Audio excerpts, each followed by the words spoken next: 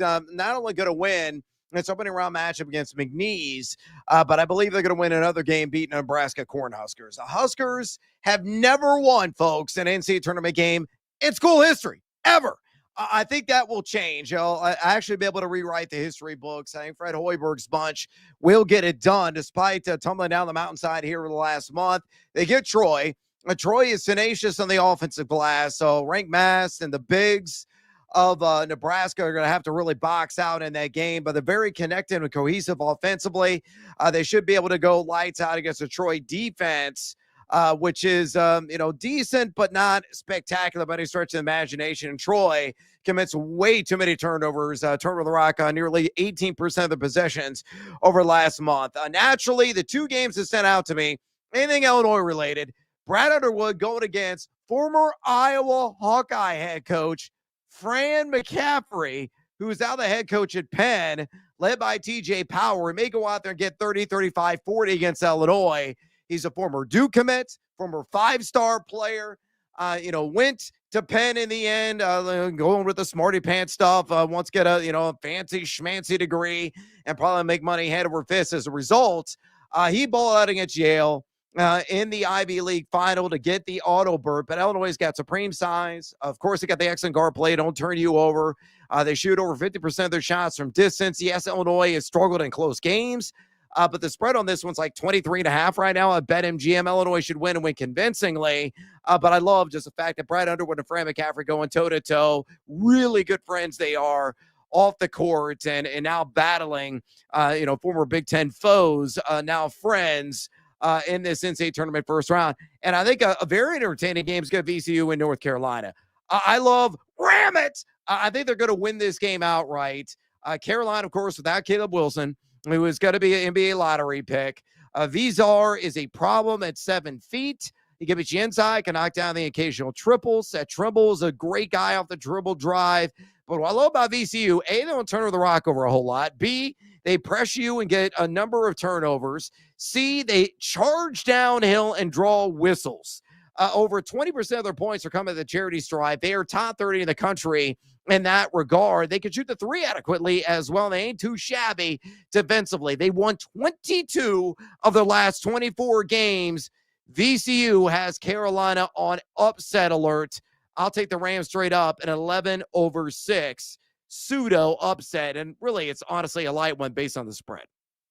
Yeah, well, that and of course, you mentioned Caleb Wilson done for the year. We thought we were going to get him back maybe before the end of the regular season. We thought he was coming back for that game against Duke. Then he broke his thumb on the other hand that was hurt, and he's going to need surgery. He's done for the year. Next time we'll see him will be in the Summer League after he gets picked probably in the top 10 in the NBA draft. So that's a huge absence for North Carolina. Got to think that VCU playing the pretty strong schedule that they did here. Only 3 games against top 25 teams, but VCU did a great season in conference play. And in terms of their notable results, ended up beating Dayton twice here. So VCU, a team to definitely look out for. Let's just, you mentioned UPenn and Fran McCaffrey going up against Brad Underwood. You mentioned him, TJ Power, 44 points, 14 rebounds in the Ivy League championship game against Yale. I mean, if you're Illinois, again, you obviously got to do your homework, but hopefully they've got the power to stop TJ Power in that game. Because if you hold him under 30, you got to like your chances if you're the Illini here. How easy of a draw does Florida have? You mentioned Vanderbilt. That doesn't scare you at all, a potential rematch? Because I'm looking at the bracket, and I'm looking at my bracket that I made right now. And again, I don't know if any 8 or 9 beats a 1 this year. I think they are just a clear cut above the rest. I do think there's going to be similarities to how chalky last year was. Again, and no offense to our guy Monty, our video producer, his Iowa Hawkeyes. I think that's a bad matchup. If they win, I don't even know if they get by Clemson.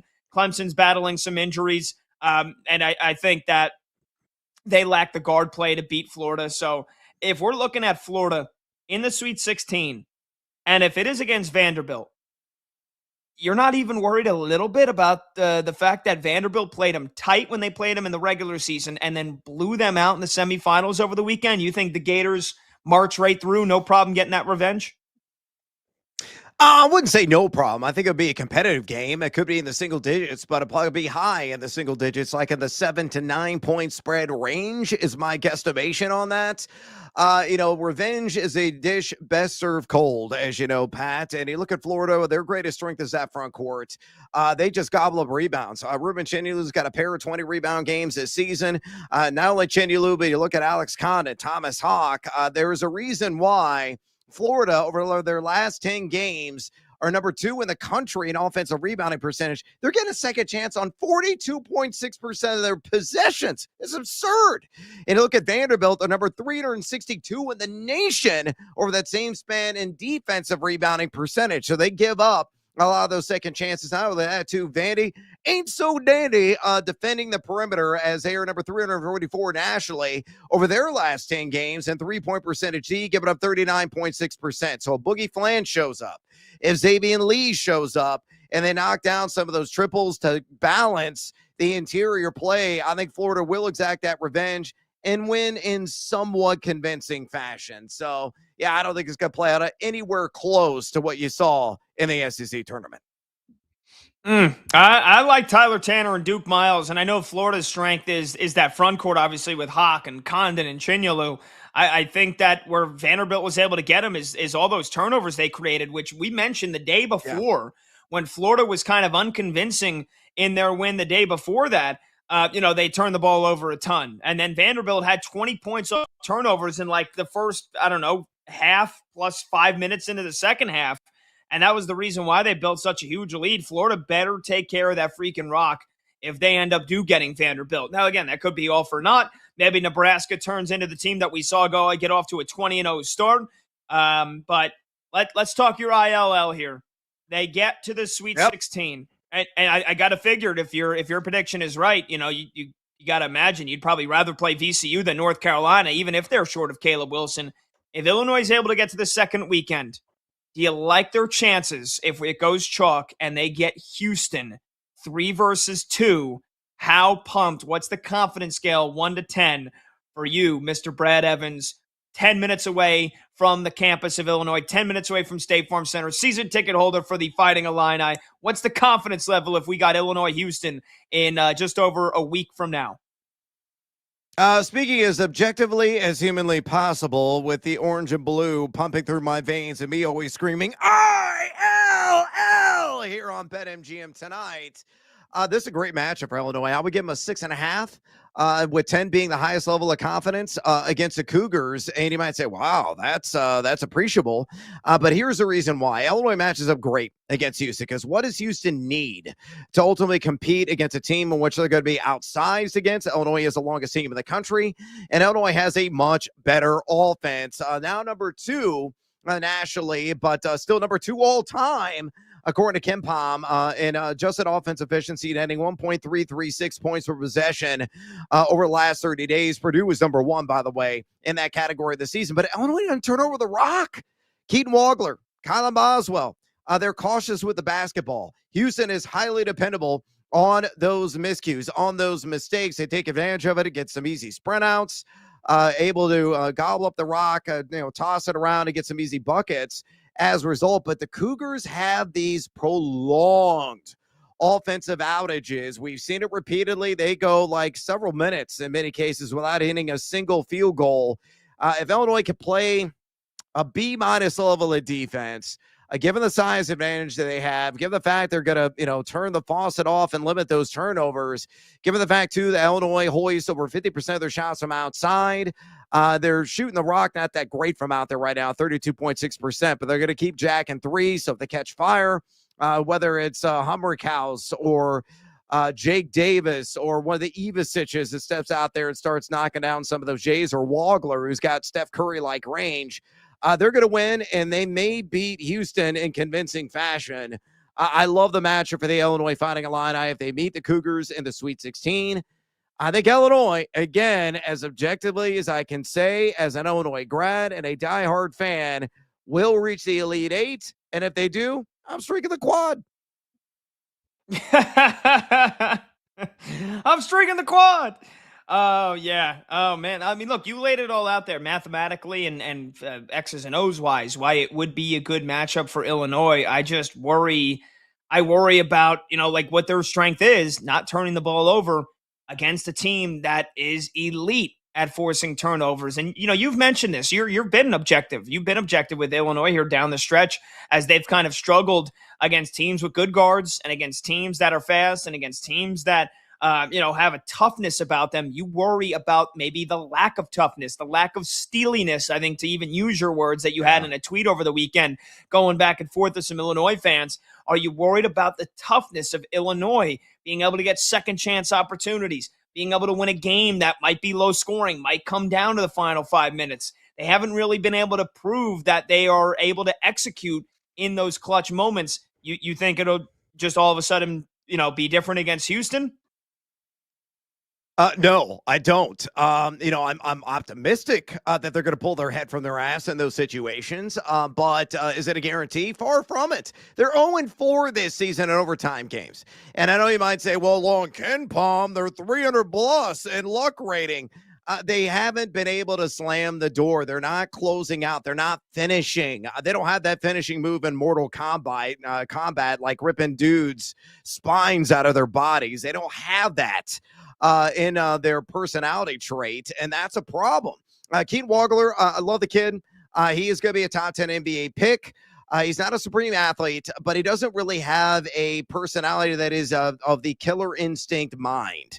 He's a silent assassin at times. I don't really jaw with anybody. Very stoic there on the court, and because they lack that kind of personality trait, I think it comes back and bites them at times in some of these nip and tuck affairs. So, we'll see if it boils down to that. And I still recall I took my two sons. One is a student of the U of I. The other one's going to be a student of the local junior college. He's a senior in high school. They're both hopefully going to be in the marching Illini next year. My oldest is already in as a bass 3 drummer. My youngest going to try out for the snare drum, and he's exceptional, probably going to make it. So they bleed orange and blue as well. We went to the Nebraska game. We left mom at home. It was a boys' day out, and we watched that game, and Nebraska just undressed the Illinois defensively. And not only that, but Jamarcus Lawrence at the buzzer hit a 3. Another tight affair, another close matchup. Illinois refused to slam the door. If they can't do that, and they haven't been able to do it all year, if it is a sweaty kind of last couple of minutes, I would bet against Illinois. But maybe, just maybe, their luck and tide will finally turn when the chips are entirely stacked and it matters most. But I pray that is the case. However, I ain't betting on it. Really quickly, so the biggest upset you have as of now would probably be what, VCU over North Carolina, VCU. 11 over a 6. Do you have any other larger seeds than that moving on in the South? No, I don't. I think it's going to be relatively chalky everywhere else. The one, real quick, I'll make two other points. Other games that I think are really interesting. Shout out to Michael Montgomery working the video board, absolutely crushing it today. We cut a bunch of videos previewing every single region of the NCAA tournament. Check it out on our YouTube page at BetMGM tonight. They're all live. I love the Iowa Hawkeyes against Clemson. That game's got maybe first to 50 written all over it. It's got, I think, the lowest total of any game in the NCAA tournament opening round, and I still think it's going to go under. That's going to be a rock fight. Bennett Sturt's a ton of fun, low possession game. He's probably going to score 25. Nobody else will probably score 12 on either side of the rock in that one. I'll take the Hawkeyes minus 2.5 in that 8-9 matchup. And that 7-10 matchup will also be highly entertaining between St. Mary's and Texas A&M. A bit of a contrast in styles. So St. Mary's, this version of Randy Bennett, can play different styles. They can run up and down with you, but they'll also bleed the shot clock. They have size. Got Vessels there. The other big as well was outstanding McKeever, a 7-footer. They've got excellent guards, and Mikey Lewis can drain some threes. They're number 40% collectively from way downtown for the last 30 days. A&M is entirely contingent on threes. They rely on it. But Mary's is going to stretch out, challenge, contest. I like St. Mary's to win that game, and they will cover outright with ease. I think they win by maybe 8 to 10 points. I think they're laying 2.5 and that 7-10 matchup, but people will fade them just because they don't even know where the hell Moraga, California is. By the way, it's in the East Bay. Can I take a stab at one big upset that I think happens in this region? Do it. Yeah.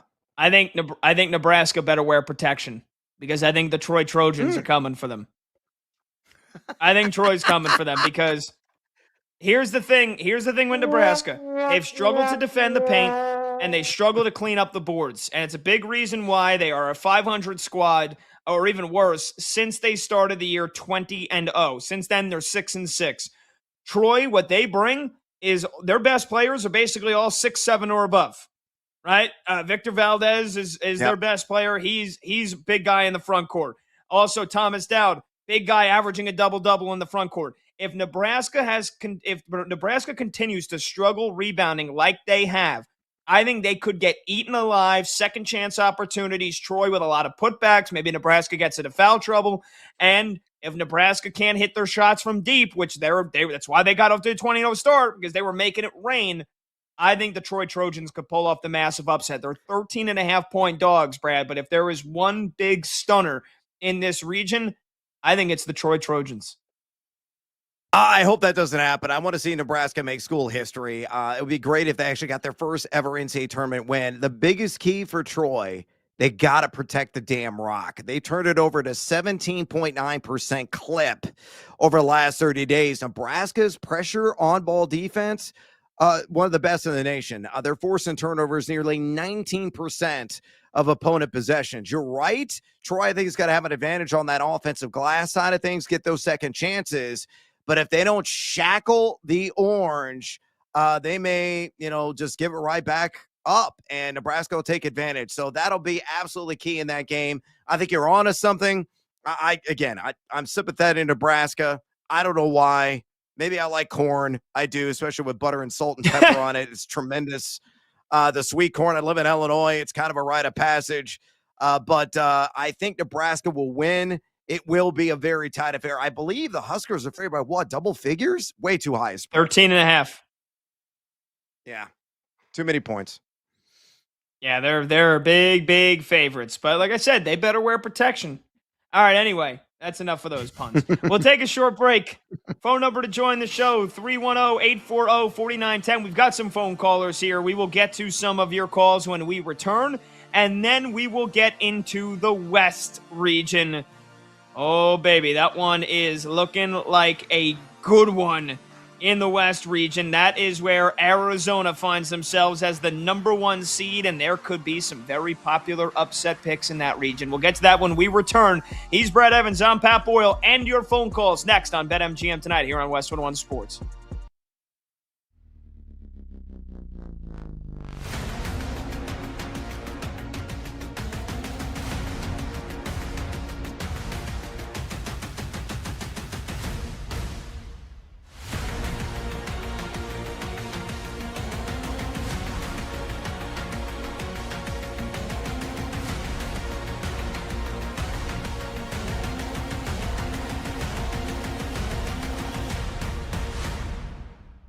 Now, all reports seem to indicate that Mahomes is going to be ready for week 1.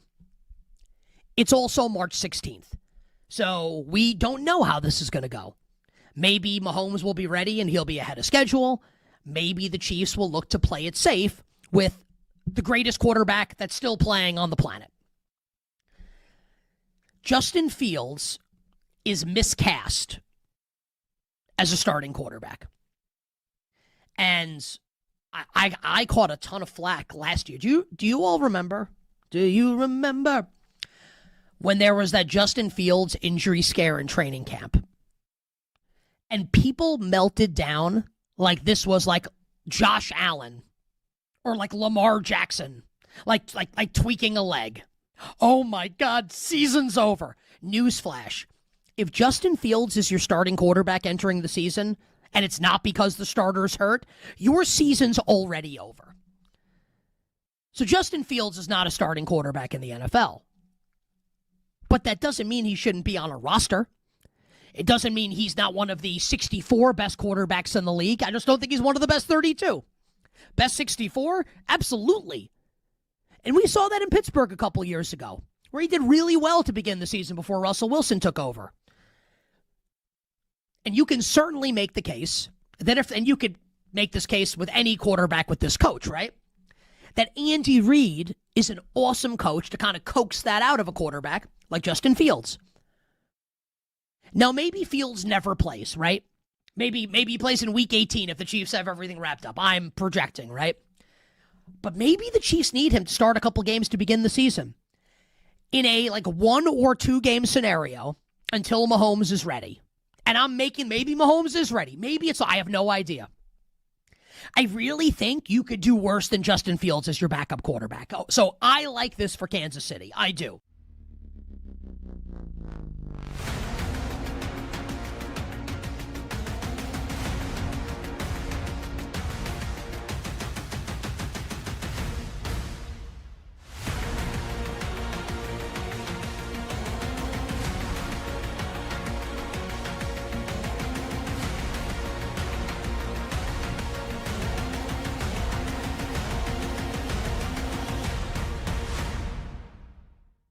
Do you still feel like it's those 4 teams?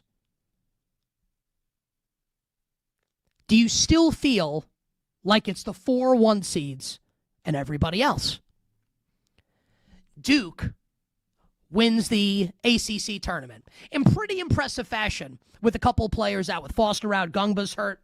Duke wins the ACC tournament and beats Virginia's really good and survives Virginia in the ACC tournament final. How about Florida, the reigning defending champions, getting annihilated by Vanderbilt in the SEC tournament? That surprise anybody? A lot of people thought Florida was just going to cruise to the SEC tournament championship and maybe have to face Arkansas in the final. They had just beaten Arkansas by 34 points a couple weeks ago. Vanderbilt said, no. Florida gets bounced in the SEC tournament and might have to play Vandy, by the way, in the Sweet 16. We'll get to that coming up in a little bit. Arizona, kind of unimpeachable, right? Beats Iowa State and Houston to close out a Big 12 tournament championship after winning the Big 12 regular season championship. So tough to feel bad about Arizona. That doesn't mean you have to pick them, but Arizona feels pretty good. And then there's Michigan, losing the Big 10 tournament championship game to Purdue, a team that they had wrecked a couple weeks ago at Purdue. Do you still like all 4 1 seeds? Is it still the 4 1 seeds over the field?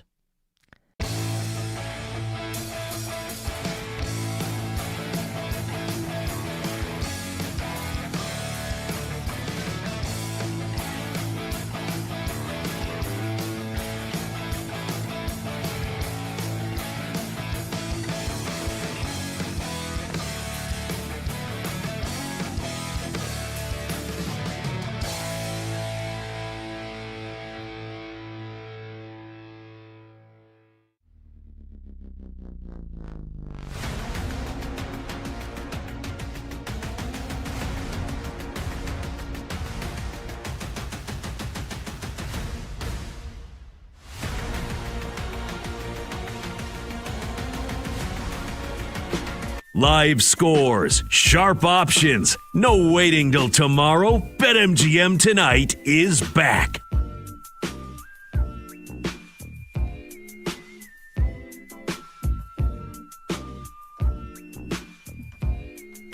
Welcome on back. BetMGM tonight, Westwood One Sports. He's Brett Evans. I'm Pat Boyle. Phone number to join is 310-840-4910. We'll get to your phone calls here in 1 minute. But first, we want to let you know this. If they score the most points, you'll score bonus bets. For each round of March matchups, you have the opportunity to predict which team will score the most points. If you're correct, you'll win a share of bonus bets. How to get this offer in 3 easy steps. Number 1, enter the March Matchups $500,000 Pick'em free-to-play game. Number 2, pick which team you think will score the most points in any round of the tournament. 3, if the team you selected scores the most points that round, you'll win a share of bonus bets. Easy peasy. Lemon squeezy. All right, let's get a phone call in here before we get to the West region. We just broke down the South region. That is number 1 seed Florida's region, the defending national champions. Anything you missed, you can go back on the Odyssey app, or you can download the BetMGM Tonight podcast wherever you get your podcast. We're going to get to Arizona's region in just a bit, but let's get to the phone calls here. Kevin is next up in Baltimore on BetMGM Tonight here with Brad Evans and Pat Boyle. Kevin's on line 1. Go ahead, Kevin. You got it, man. What's going on, fellas? Great segment. Thanks, bro. So real quick, I'll just go in a quick segue. I'm really rooting for the UMBC Dogs, man. They're my neighbors, literally, logistically. I don't really have any ties to the school other than that, but I'm hoping they can upset some people. But, man, I really saw Illinois. I thought they were, and I don't owe them nothing either. But when they played Maryland, which didn't have a great season, Maryland was very competitive on the court, though, right? And I saw Illinois play very good basketball against them. And I think that if they get to that Houston game, that's going to tell you who's going to be a Final Four team right there, just in my opinion, fellas. But, Houston's got a lot of tournament experience under their belt, and they've won some big games. But I think ultimately that's going to be a banger down in that lower bracket. Yeah, hey, Kevin, we appreciate the call, man. And look, I mean, I don't know if I think you may have gotten your UMBC Cinderella slipper for like the next 100 years when they took out Virginia. I don't know if you'll ever see that again. Hopefully they get past Howard. They'll have the entire nation watching when they play them, and then they'll have the right to play Michigan. So, again, we'll see. I think that Virginia was the number 1 overall seed that year, if I'm not mistaken, Brad, when UMBC took them down. First ever time a 16 seed knocked out a 1 seed. But, Brad, I'll let you handle the second part here. He's looking forward to what Kevin in Baltimore, what he called a banger, Illinois versus Houston. If we get chalked to the Sweet 16, that 3 versus 2 matchup with most likely Florida could be lurking in the Elite 8. That would be a tremendous game, and it's a game that you said you would be confident in as an Illinois fan. Yeah, look, this Houston team is exceptional. And I know Kelvin Sampson is one of the best, if not the best, X's and O's coach in all of college basketball. I firmly and steadfastly believe in that. He has done a marvelous job in a Hall of Fame career, and he could easily get Houston back to the mecca of college basketball, and that's Indianapolis in the Final Four this year. And one of the biggest differences between this version of Houston compared to last year's runner-up is Kingston Flemings, one of the best in the country. Guy that can absolutely fill up the cup, but he has got to get more reliable support from his surrounding cast for them, against an opponent like Illinois who can shoot the rock fairly steadily and really score at will. We mentioned that Maryland game. Maryland was ultra competitive, and the key in that game was the fact that Maryland's guards, again, beat the Illini defensively, beat them in the interior, were finishing left, right, rinse, and repeat. That is an area of weakness for Illinois, or quick guards. Kingston Flemings could tie them up in knots as a result, but Illinois could negate some of that action, owning the glass, and again, not turning over the rock, which Houston is highly reliant on. So, yeah, it's going to be a banger. I hope it comes to fruition. I'll be nervous as hell. There's no doubt about it. I'm going to have Mas Tequila, multiple THC drinks to try to quell the nerves, probably ahead of that game. But, again, I'm 6.5 on the 10 scale, with 10 being the highest level of confidence, that Illinois would survive and advance, assuming, Pat, as we already discussed, they slam the damn door. Yeah, that is for damn sure. And again, it's been it was chalky as it's maybe ever been last year. But Illinois they're going to have to get through Penn first, and they're going to have to get through either VC or North Carolina to set up that matchup with Houston, who we assume will likely take care of Idaho, and then it'll be either St. Mary's or Texas A&M. But yeah, we get that Illinois-Houston game. And remind me here, Brad. So Illinois, well, I guess we wouldn't know until next weekend if they're going to play Thursday or Friday. So it doesn't matter. But hopefully for your sake, it's a Friday night. Hopefully it's a late one. Hopefully you're not doing the show here with us as you're watching the game. I think that's the only thing you can root for. All right, let's move on to the West region. And that is where the number 1 seed, again, is the Arizona Wildcats. And spoiler alert, they're my pick to win the national championship, which I think might be It'll be the opposite of music to my ears because I think Brad's going to have a team that he thinks knocks Arizona out. But if you're watching on YouTube or if you're watching on Twitter, our video producer, Michael Montgomery, again, tremendous job getting the entire bracket ready for us here. You can see it. Arizona takes on LIU, team that I called games for 8 years. And, because of this show, can't call games to them anymore. And what do you know? They make the NCAA tournament, so go figure. But the Sharks, fins up. They will have their hands full playing Arizona. And you got Villanova as an 8 going up against Utah State. Wisconsin, a very dangerous 5 seed lurking against High Point as a 12. Arkansas, winners of the SEC tournament. They're the 4. They take on Hawaii in the 13 seed. Then it's BYU versus the winner of Texas versus North Carolina State. That's tomorrow night's entree in the first 4. Gonzaga versus Kennesaw State is the 3 versus 14. Miami versus Missouri, one hell of a 7 versus a 10. And then Purdue against Queens College rounds out the West region here. So Brad, please, let's just jump right to the goods here. Let's jump to the goods. I guess break my heart, maybe make some wishes come true for some other folks. You got a team lurking in this region that you think knocks Arizona out. Please, by all means, tell me who it is. Well, it's actually 2 teams that could really push them, and it's in their section of the bracket on the northern side there out west. It's Wisconsin, who I have said has the best backcourt in the country, and John Blackwell and Nick Boyd. And those guys are savvy, they're ultra confident, and they just strike up, execute across the board defensively, offensively. They're unbelievable. And Arkansas, it just irks me to no win that Wisconsin got the draw in this region. I was going to have the petition in the Final 4 if they were anywhere else. I had them as a 5 seed, and honestly, I think they did a disservice to themselves winning down the stretch because they probably going to have more favorable draw as a 6 seed or maybe even a 7 seed, quite frankly. So the 5 seed really didn't help them out. I like this Arkansas team a lot because I got a dude named Darius Acuff, who is going to be a top 10, no doubt about it, NBA draft pick. He's already got a pair of 40 burgers on the board this season. And he goes out there and scores practically 30 every single game. He beats you off the bounce. He draws contact, makes you pay at the free throw line, can knock down threes, a phenomenal distributor. Malik Thomas has elevated his game for the Razorbacks, and Brazil has played really well as well. So, woo, pig, sue-wee.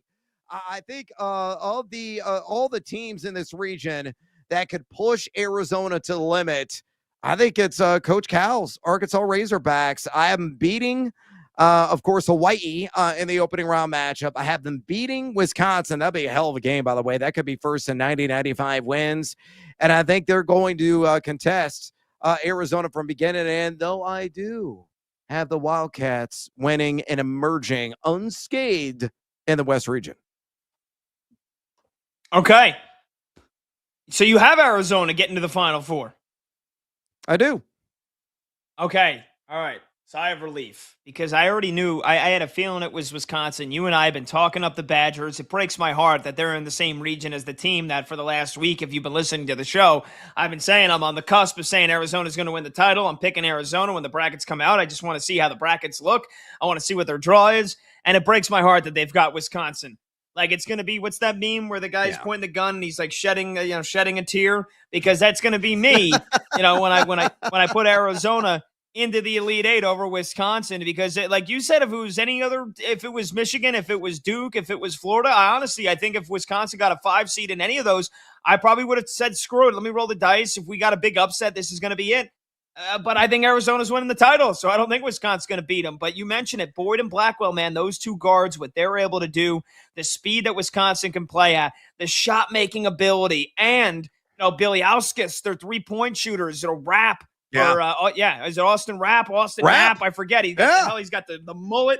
He's got the Gen Z mullet rocking. I mean, they got some stud, ice-cold 3-point shooters on their team. And Greg Gard, we know he's a heck of a coach, underrated, but they're going up against Arizona. If they get through Arkansas, which would be a test in of itself, no disrespect to Darius Acuff and Coach Cal's Razorbacks here. But, yeah, I just think Arizona is too strong. I think they've got too good perimeter defense. Marchenkov, from Arizona, I think he's going to really have his hands full, but he will savor that test if it is Arizona, Wisconsin, being able to cover Boyd and Blackwell on the perimeter. But look, we get to taste this region tomorrow. I mean, what a hell of a first 4 game. Texas versus NC State. It's not every year that we get a team that makes a little run from first 4 through the tournament. I don't know if we'll ever see a first 4 to Final 4 again like UCLA did.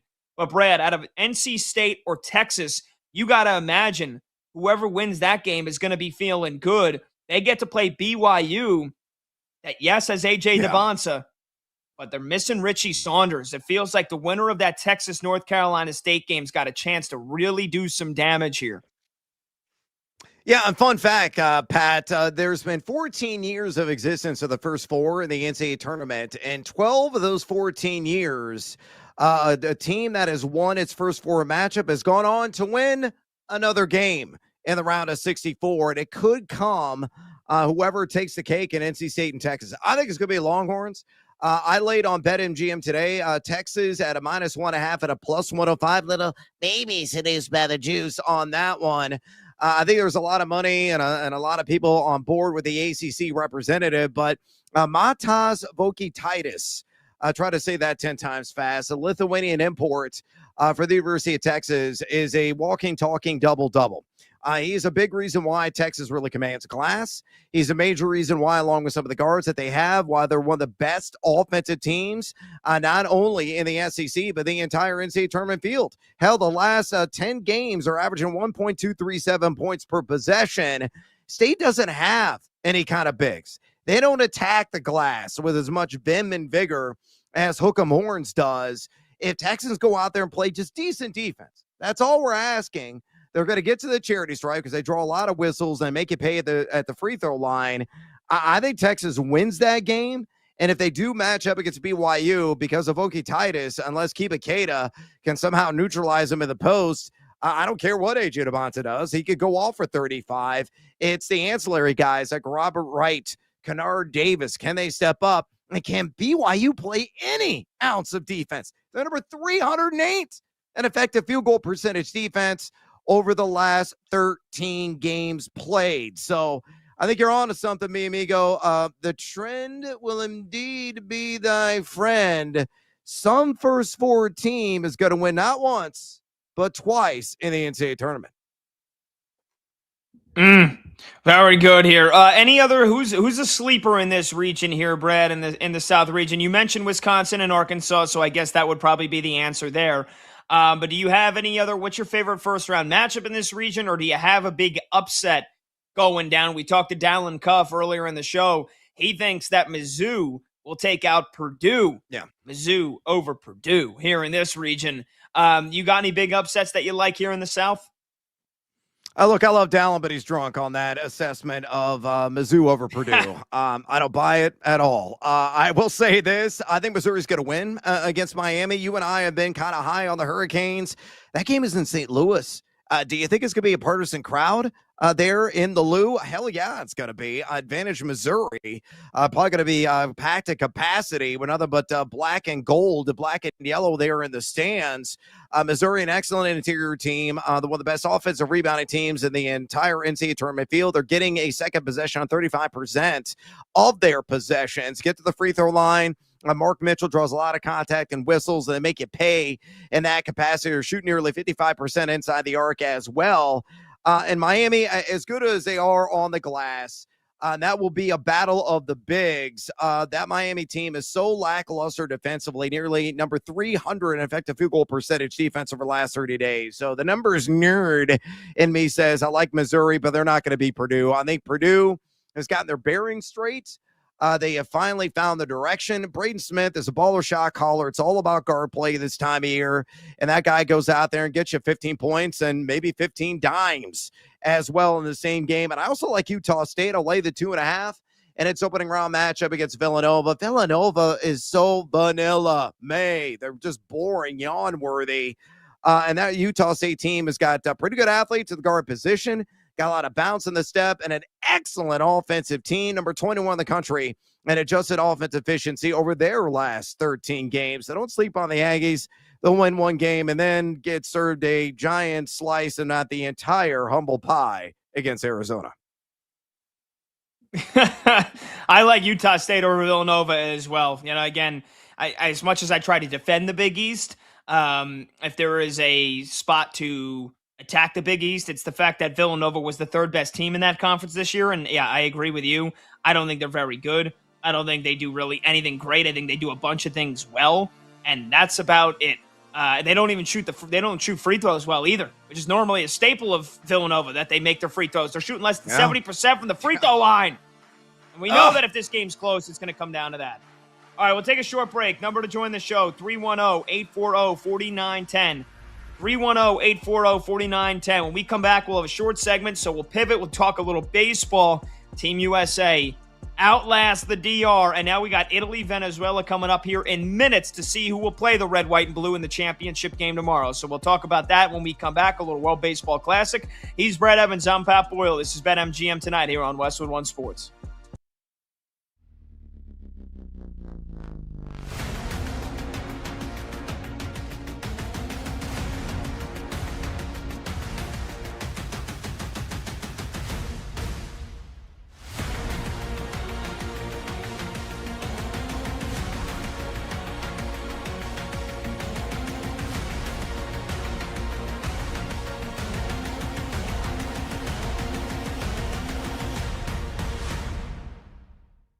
It all just kind of lands to me like this A.J. Brown trade is going to happen.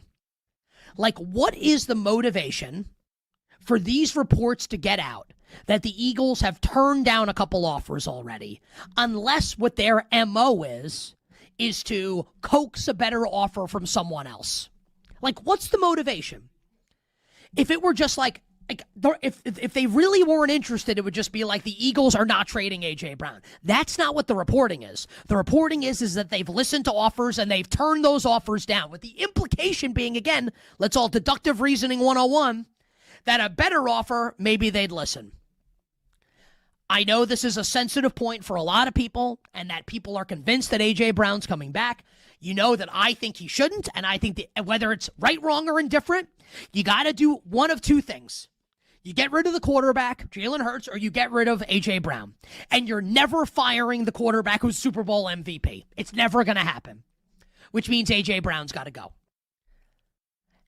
And everything that's happened over the course of the last, let's call it 4 or 5 days with the Philadelphia Eagles leads me to believe this is a matter of when and not if. A matter of when and not if. Took me 2 tries, but I got that right. Again, it's Monday and it's March.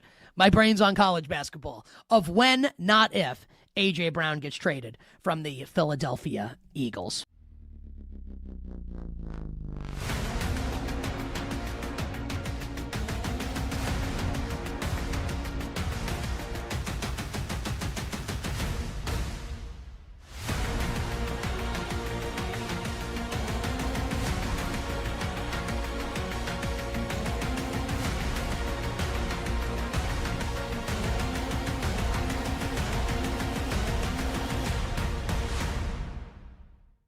The 4 top teams are the field, something we talked about 2 weeks ago.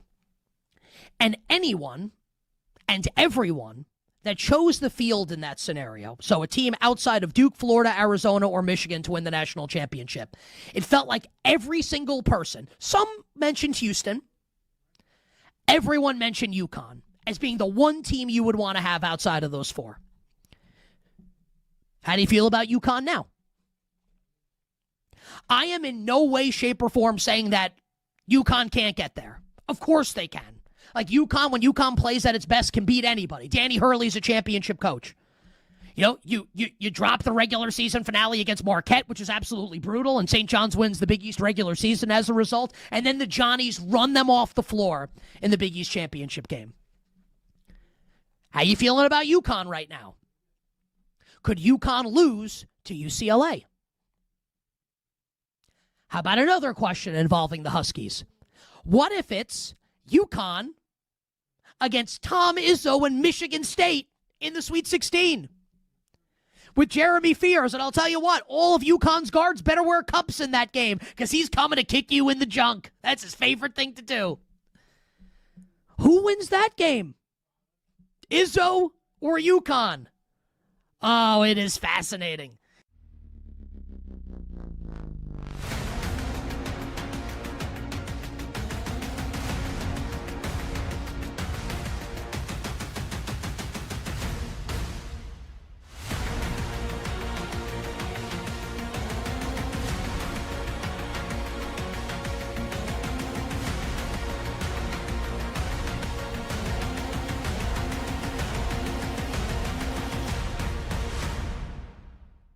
The old South Florida folks down there, if they can get by Louisville and that round one game, I don't think, and you want to talk to what, you know what, we'll go frauds here.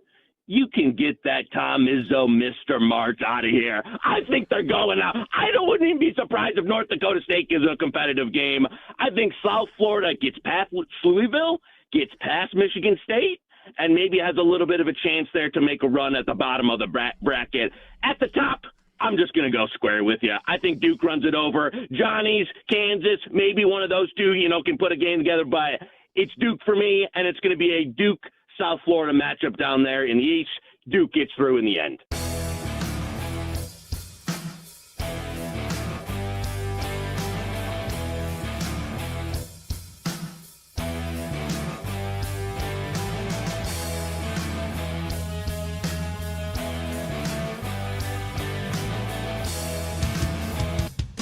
Red Zone Energy, real-time reaction. BetMGM tonight with Brad Evans and Pat Boyle rolls on. Be responsible for tying this game. Instead, he'll give Venezuela the lead. Gone!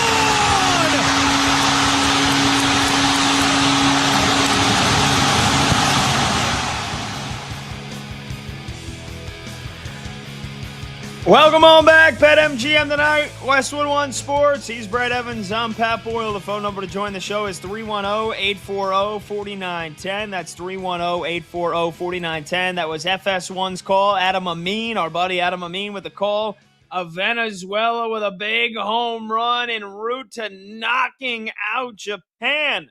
The defending champs are gone. That was back over the weekend with Venezuela getting some monster ABs in this game from Michael Garcia, from Ronald Acuna Jr., from Gleyber Torres, Wilyer Abreu. Oh, baby. And that home run that you heard was from Wilyer Abreu, which gave Venezuela the lead with 2 runners on in the 6th inning. And they got some dominant pitching out of the pen to close things down, including your guy's buddy, Daniel Palencia, who closed things down in the 9th inning against Japan. Ohtani, by the way, 1 for 4 in that game with a walk and a solo shot, which came in the 1st inning. But again, late in the ball game, Japan, they were up 5-2 after the 3rd inning. They didn't score a single run the rest of the game. So credit to that Venezuela bullpen for shutting things down. And here we are, Brad. We are moments away from the semifinal. Undefeated Italy, the Italians against Venezuela with the right to play USA in the championship game tomorrow night. And Italy, they've changed plans here. They were initially going to go with Michael Lorenzen on the bump, but Francisco Cervelli, former Yankees catcher, said that he changed his decision, and now it's going to be Aaron Nola, who got the group win, the group stage finale win against Mexico that helped the USA get in, where he allowed just 4 hits over 5 scoreless innings. And so he is going to go for Italy. And for Venezuela, this is their one weakness in a lineup that has Ronald Acuna, Luis Ariz, Eugenio Suarez, Ezequiel Tovar, Gleyber Torres, Jackson Chourio. It's their starting pitcher tonight. It's Keider Montero, who has really struggled so far in his short time in the big leagues. This is a guy that is coming off a season that was, let me just pull up his numbers here because I would just want to make sure I do it justice. Yeah, He pitched half his games out of the pen, and even when he was a starter, not very effective. I think Detroit has struggled to find out whether he's going to be a starter or reliever, but he's got a career ERA of over 4.5 in his 2 seasons. So can Vinny Pasquantino and the Italians, can they tee off on him? I think we're going to see a lot of offense in this one here, Brad. I think we're going to see a lot of offense, and I think there's going to be some fireworks. I think the long ball will be flying aplenty in this one. You sold me on Aaron Nola and Michael Montgomery in the background, working the video board here on BetMGM tonight, the purveyor of batters-box.com. Check out his site, folks. It's amazing if you're a numbers nerd like me. He was telling me on how bad Moreno is, and so was Brandon Combs, working the producer angle tonight on BetMGM tonight. So here's what I'm going to do. For real, I just fired off on this bet on BetMGM right before we rejoined out of the break. And I'm going to get your thoughts on it because I may say hello to my little friend on it. So naturally, I'm a greedy bastard. So because I'm a greedy bastard, I want significant plus money to give me a proper appetizer before the madness gets underway with the first 4 start tomorrow night. So here's how I'm going to play the WBC tonight and why I'm fading the living daylights out of Venezuela and that god-awful starting pitcher Moreno they're going to be trotting out there. I'm going to take Italy on the money line in the first 3 innings. Individually, it's a plus 120. But wait, there's more. I got additional plus money. I'm going to parlay that with Italy to win the whole damn game, which right now is at plus 160 on BetMGM. So you put the first 3 money line of Italy together with Italy on the full game money line, it's plus 245. Hell yeah, let's go. Can Keider Montero and the Venezuelans stop the espresso? Can they stop the boom and the caffeination going on for the Italians? We'll find out. We'll keep you posted on that game throughout here. When we come back, we'll get back to the brackets, the East region, next up on BetMGM tonight.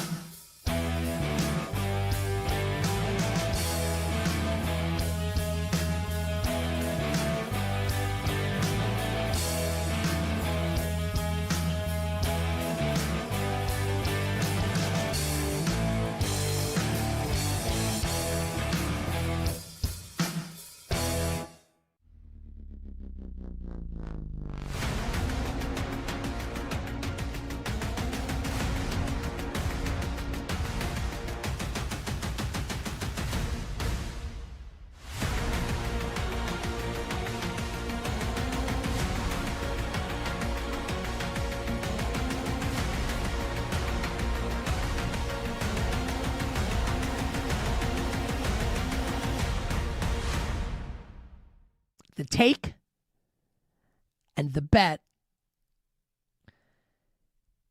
is that Houston goes back to the Final Four.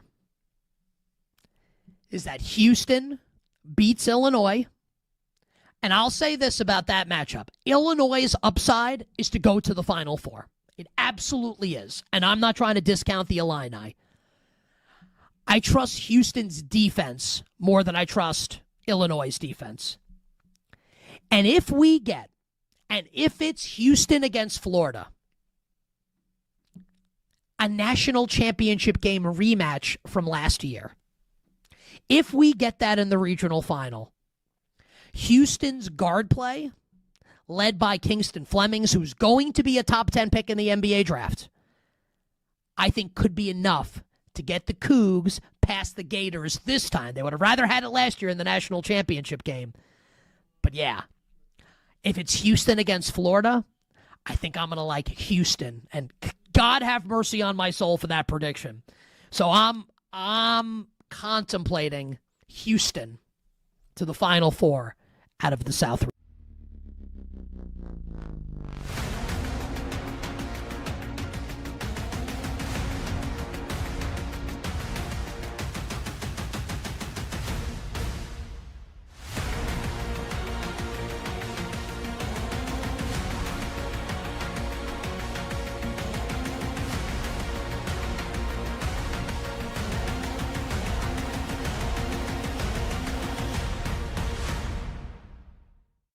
I wanted to give out a couple of my early bets for the first round of the NCAA tournament. And we'll reiterate some of these on Wednesday. And not all of these have been placed yet by yours truly. But this is kind of where my head is at the moment right now as it concerns betting first round games in the tournament. You know, it should go noted for people. Joey Knish, who joined us last hour on the show, is a professional bettor. I am not. So when Knish says that he thinks Miami, Ohio is going to be the public dog, and everyone's going to love Miami, Ohio, and he thinks SMU is going to stomp him out, it goes noted that the pro bettor likes SMU, and me, the non-pro bettor, likes Miami of Ohio to cover. Make of that what you will. I do like North Carolina against VCU, even without Caleb Wilson for Carolina. I still like the Tar Heels to get past A-10 champion VCU. I like Georgia against St. Louis. I do not like the way St. Louis ended the season, losing to Dayton in the A-10 semis. Georgia minus 2.5 against St. Louis. Bennett Sturts in Iowa money line against Clemson. And just from being on social media last night and seeing a bunch of people I really respect, it feels like they all like Kansas against Cal Baptist. That number's up to 14.5. Good enough for a bunch of pros. Good enough for me. Rock, Chalk, Jayhawk, KU against Cal Baptist.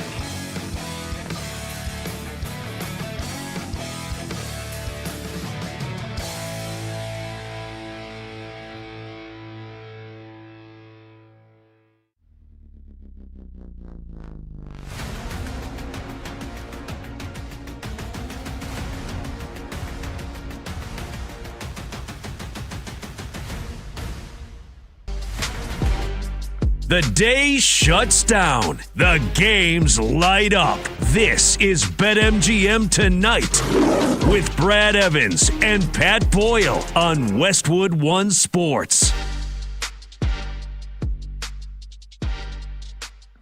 Hey, welcome on back. Hour number 3 here of BetMGM Tonight on Westwood One Sports, a Monday night edition, a Magic March Monday, as I've been calling it, right here on Westwood One Sports. He's Brad Evans, I'm Pat Boyle, and we are brought to you by BetMGM. Make it legendary. Download the app today. Please gamble responsibly. Phone number to join the show tonight to talk, and every night to talk brackets, to talk March Madness. Your predictions, your Final Four, your big Cinderella, your big upset, your national champion. We'll take any and all of your phone calls. 310-840-4910. That's 310-840-4910. Quick programming note.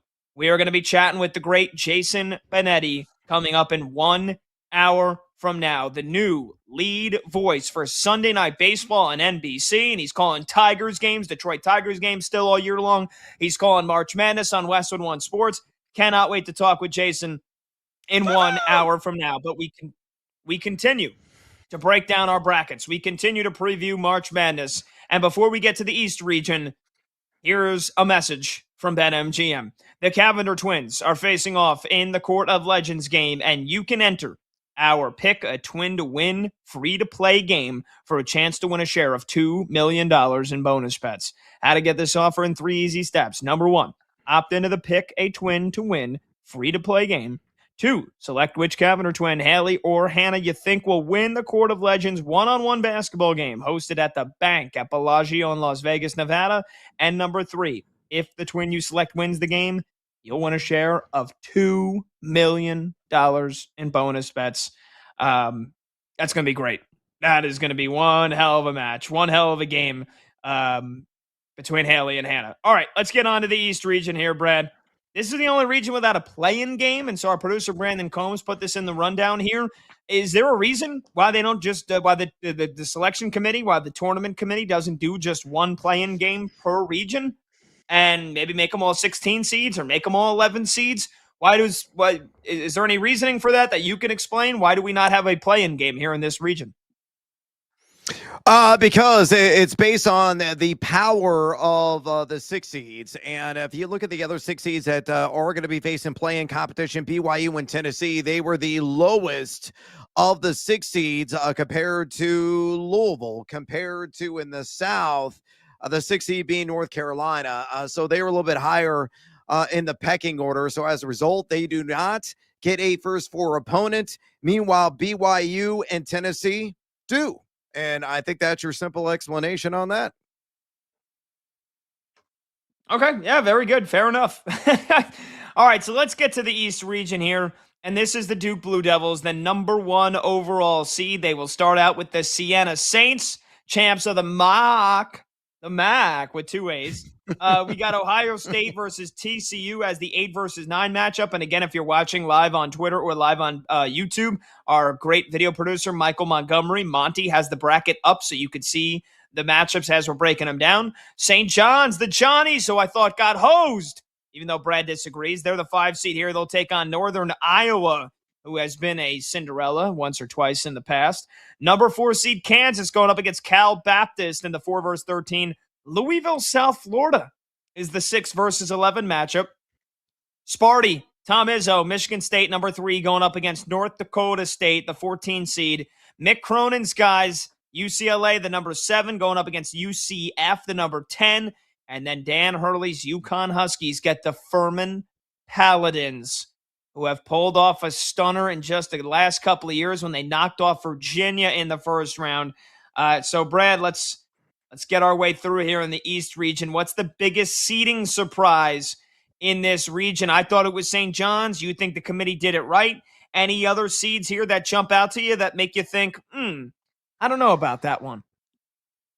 No, not really. I mean, it was a very minor gripe. I had Kansas as a number 5 seed based on how they finished, but they were rewarded because they played the toughest overall strength of schedule of any team in Division I college basketball. So historically, the committee usually rewards those teams. They did. I mean, if Kansas were, let's say, 11 or 12 in strength of schedule, they'd probably be on the 5 line. And maybe a flip-flop with St. John's, with St. John's then going to a 4 and Kansas being the 5, but it's the opposite direction there, with Kansas being the 4 and St. John's being the 5. Again, outside of that, they nailed it. They got it right. Again, as I said at the top of the show, the committee did a stellar job this season. The only team that I would point a finger at them about was Vanderbilt. Should have been at least a 4 seed, if not a 3 seed. Getting a 5 was an injustice, just not a gross injustice. All right, what's your favorite first round matchup here in this region? Just really quickly for me, I think it's UCLA, UCF. You know, we'll see what Bilodeau and Donovan Dent, UCLA's best players, what their health status is going into that game. Donovan Dent left the semifinals of the Big Ten tournament game in the first half and did not return, where UCLA lost to Purdue, but they scrapped and they battled, and I thought they showed a ton of resolve. Also, they're expecting to get their leading scorer, Bilodeau, back for the game against UCF. We'll see if that actually comes to fruition. They do get to wait until Friday to play, which is good news for them. But, man, Mick Cronin, somebody that I was a big-time critic of a couple of weeks ago, he gets into a spat with the reporter. Since then, UCLA, they have played some of their best ball all year long. And I think they've got an advantageous matchup against UCF that barely snuck in. They had to beat Cincinnati in the Big 12 tournament just to probably seal their ticket. I think UCLA is the way better team here. But, you know, you look at this game and you look at what the folks at BetMGM think, and they've got UCLA as a 5.5-point favorite. So they tend to agree. That's probably one of the more lopsided 7 versus 10 matchups that you'll see on paper, or at least in terms of the spread here. But I hope that Dent and Bilodeau are healthy to go. If they are, I think the Bruins roll in this one, and I think they could pose a big second-round problem for the UConn Huskies. What's your favorite first-round matchup here? Yeah, I totally agree with UCLA in that perspective. Mick Cronin yesterday said Bilodeau is going to be good to go. He's going to be able to play. He would have been able to play if UCLA would have marched on the next game, the Big Ten tournament. But out of abundance of caution, they said, hey, just take a chill pill, go ahead and rest with that mild knee strain. But he should be able to operate uninhibitedly. Cronin also said yesterday that Donovan Dent is likely going to be available as well for that opening round matchup. I think they obliterate UCF, and a game is going to be high scoring. I would take the over. Both these teams inside top 100 and adjusted tempo, but UCLA just really punishing teams offensively.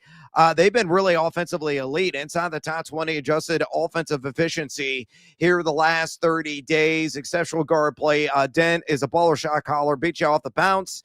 I can distribute cleanly and precisely, and also knock down some triples.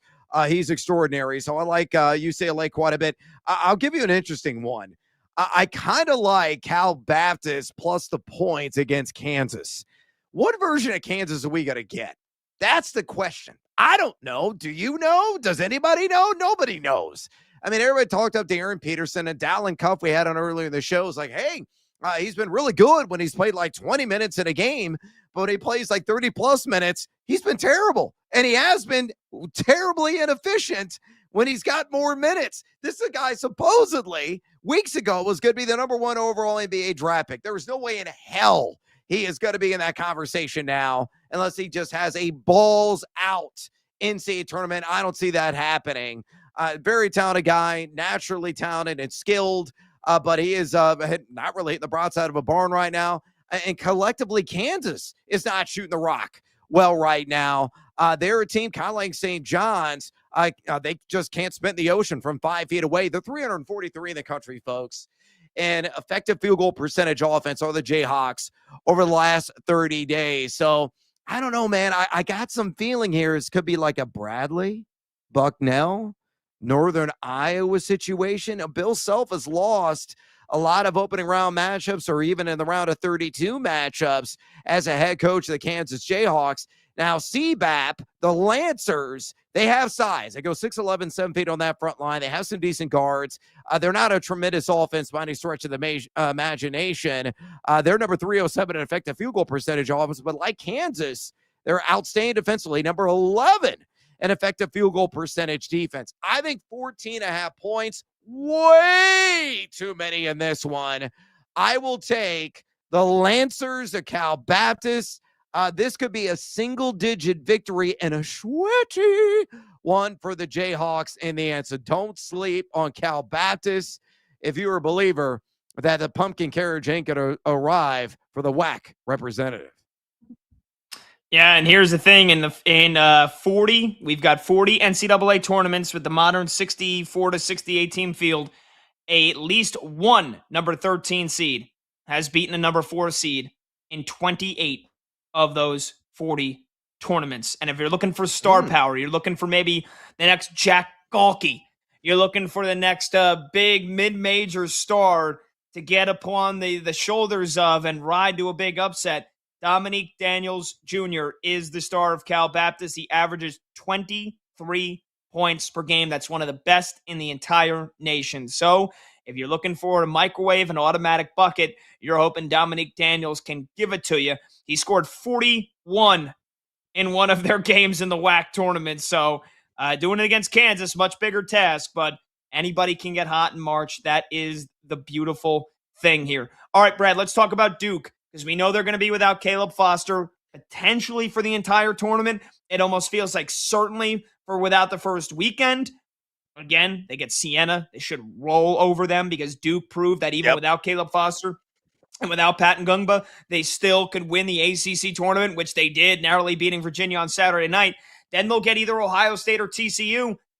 Duke's still going to be comfortably favorites here, but what do the Blue Devils and their road look like? It looks like it'd either be St. John's or Kansas in the Sweet 16, two teams that have a very high ceiling. And then if we're talking about either UConn or Michigan State in the Elite Eight here, do you still think Duke, if they're missing both Foster and Ngongba for the entirety of this tournament, should they still be favorites to win the tournament, which they are going into it? Well, obviously, the deeper Duke gets in the NCAA tournament field, the riskier it gets for them to survive and advance without the services potential of Ngangba, though I think Ngangba is going to be back by the Sweet 16. That's the expectation, at least it was initially with his foot ailment. Caleb Foster, I think, is going to be a shot in the dark, whether or not he's going to be able to suit up at all. Even if they make it all the way to the national title game in Indianapolis, I still say it's like 50-50 at best coming off that foot fracture. Foster is critical of the offense. He really is. He doesn't really score prolifically, but he gets you, 8-10 points in a game. He's shooting 40% from distance. He's a plus distributor, excellent defender as well at the guard position. But Duke is just a phenomenal collective, and it's a credit to John Shire. This team is peak efficient, whether the offensive end or the defensive end. You need the numbers to back it up. Here they are. Last 13 games, the Blue Devils are number 5 in the nation in adjusted offense efficiency and number 2 in the nation in adjusted defense efficiency. They are the most balanced team, bar none, on paper in this NCAA tournament field, and they have, bar none, the best player in college basketball in Cam Boozer, who can beat you inside, beat you outside, grab 15 rebounds, kill you at the free throw line. He's doing it all. And Dame Sarr is an excellent complementary player. Isaiah Evans has elevated his shooting ability from outside. They're tremendous on the glass. They really don't have any weaknesses. They can be a team that, will occasionally have these outages from 3-point range. But I think the only team that can really compete with them in this region is Michigan State. The problem with Michigan State is they're not playing their best defense right now, evidenced by the fact they're number 259 in effective field goal percentage defense over the last 30 days. But they got one of the best point guards in the country, as filthy, as nasty, as dirty as he is. And I think he's downright dirty, and that's Jeremy Fears. They got Jackson Kohler, who's a guy that's got versatility inside and out. They're tremendous on the glass. They can neutralize somewhat Duke in that capacity. It's just that D. That D has got to play at a B-plus level, maybe an A-minus level to oust Duke. And, I think ultimately you're on a collision course for the Sparty party to do keg stands all the way to the Elite Eight. Well, they'll match up with Duke, but I think the Dukies bounce them and march on to Indianapolis in the Final Four. Yeah, look, just I really want to. I tweeted this yesterday, and I said, "What a draw for UConn." I thought they got it. I thought they got a decent draw because we didn't know what the health status was going to be about Bilodeau and Dent. But then, Mick Cronin did say he expects both of them to be good to go. I still think that that's a question mark for sure. Could UCLA knock out UConn in the second round? They surely could. If UConn gets past them, I'm sorry. I've been a non-believer in Michigan State for most of this season. I know you just talked them up here. I really feel like UConn can kind of play the subpar basketball they've played for these last few weeks and still get to the Elite Eight. Now, I know you've said that if we get a good 7-10 matchup, that team can knock out UConn in the second round. UCLA feels like they could fit that number with the great guard play they've gotten. Solo Ball is struggling. I don't think I've seen Solo Ball make a shot for UConn in weeks. So Caravan has been unreliable as well. But I still feel like UConn has some really good strengths here to get them over the hump. And I feel like it really does. It feels like whoever wins that game between what I'm hoping is going to be UConn, UCLA, I feel like is going to play Duke in the Elite Eight. But you think Michigan State is a much better team than I'm giving them credit for, and that's fair. You've watched way more of their games this year than I have. I just think Michigan State, they go through too many stretches where they can't put the ball in the hoop, Brad. Look, I think that's warranted. They do have some weaknesses and some inconsistencies. There's no question about it. But speaking of UConn real quick, let me break this team down. I think UCLA would have a greater than a puncher's chance of, hitting one on the kisser and knocking them out. I'm not a buyer of the Huskies at all. Usually I say, mush, Huskies, mush. But right now the dogs are in the kennel. They're so unreliable in so many facets of the game that I cannot simply trust them to escape the entire first weekend unscathed. We consistently see a 2-seed bow out by the end of the first weekend of the NCAA tournament. It's happened, I believe, 15 in the last 17 or 18 big dances. And I think they're the most susceptible number 2 seed of the entire lot. especially if Donovan Dent's on the floor with Bilodeau likely looking like he's going to be healthy. UCLA can absolutely pile up the points. Now, the advantage UConn would have in that game, they're tremendous on the offensive glass with Terrace Reed. UCLA is not a very good rebounding team. They don't have a lot of active bigs down in the post like they have previously when Mora was there, who was now at Michigan. So that's an area where UConn can really exploit them. But I think UCLA can neutralize any of that action with the daggers that they can plunge from outside. They shoot a ton of threes, and they're shooting those ton of threes extraordinarily well. 39.6%, Pat, in their last dozen games. I think UCLA is that 7-10 team that not only matches or marches on out of the round of 32, but tastes sweetness in the end. I think we're looking at a Big Ten rematch between the Bruins and Spartans in the Sweet 16. Sorry, Huskies. But hey, you know what? You got all the titles in the world, so shut up. Yeah, that would be quite the battle. That would be quite the coaching battle. Mick Cronin versus Tom Izzo. How about the second round? Our producer Brandon Combs saying that I think the best thing about this bracket is the fireworks in the second round we could have. If it's UCLA versus UConn, Dan Hurley versus Mick Cronin, who loses their mind first? Who gets teed up in that game first? A couple of bald guys with some frames going absolutely nuts, waiting to just explode at any moment. Yeah, I put my money on Danny. Danny has been somewhat mild-mannered by his very low bar that is set in that category this year. I think he's maybe got like one tech all season long. I thought relatively he's kept himself in check despite some of the frustrations and angst that has mounted for him this entire season.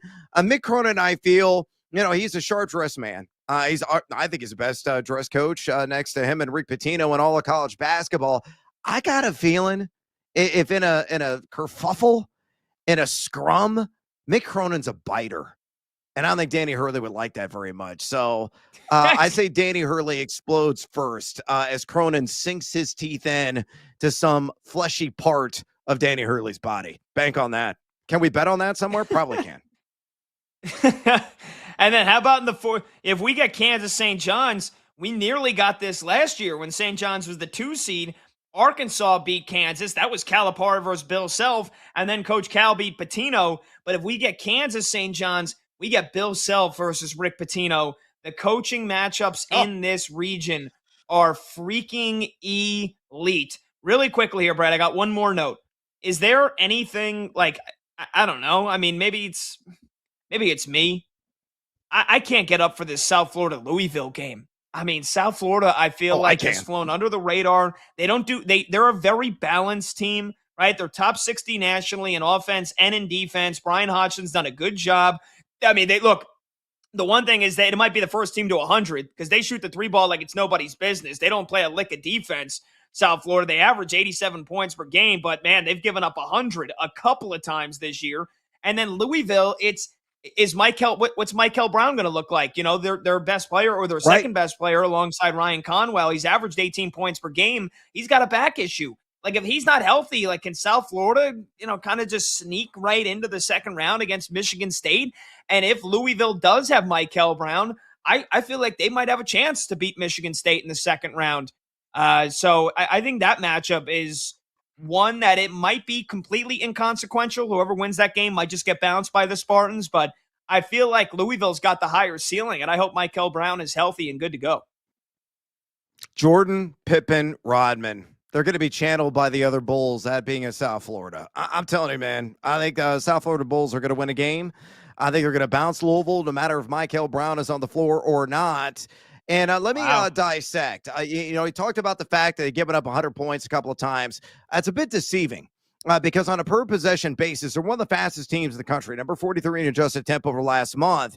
But also over the last month, Pat, they're number 33 in the nation in effective field goal percentage defense. So, yes, they play a breakneck pace. Yes, opponents can score as a result, but, on a per-possession basis, they're actually pretty damn good defensively, giving up 0.971 points per possession. They really get after the offensive glass. Louisville does not have a strong front line. It just comes down to Michael Brown. Oh, that rhymed. I got bars. If he's a guy that can actually play at full strength, that's going to be problematic for anybody. I just don't trust that he can. And the other key, too, Pat Kelsey has lost so many games against high-end competition all season long. Is South Florida high-end competition? A lot of people don't believe it, but do not underestimate the representatives from the American. Brian Hodgins' team, I think, is going to win at least a game. Another 11/6. Yeah, it's coming to fruition. All right, very good.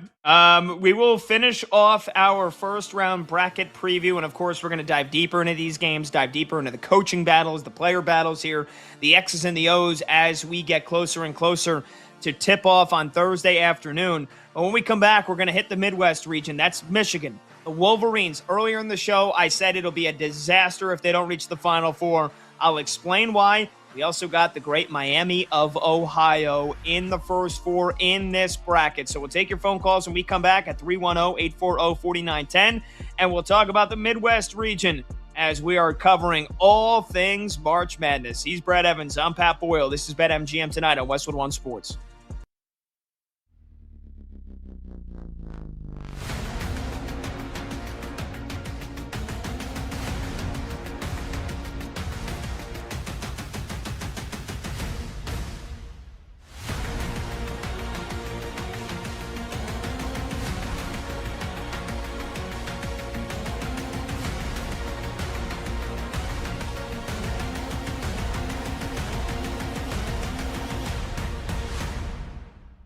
Now, all reports seem to indicate that Mahomes is going to be ready for week 1.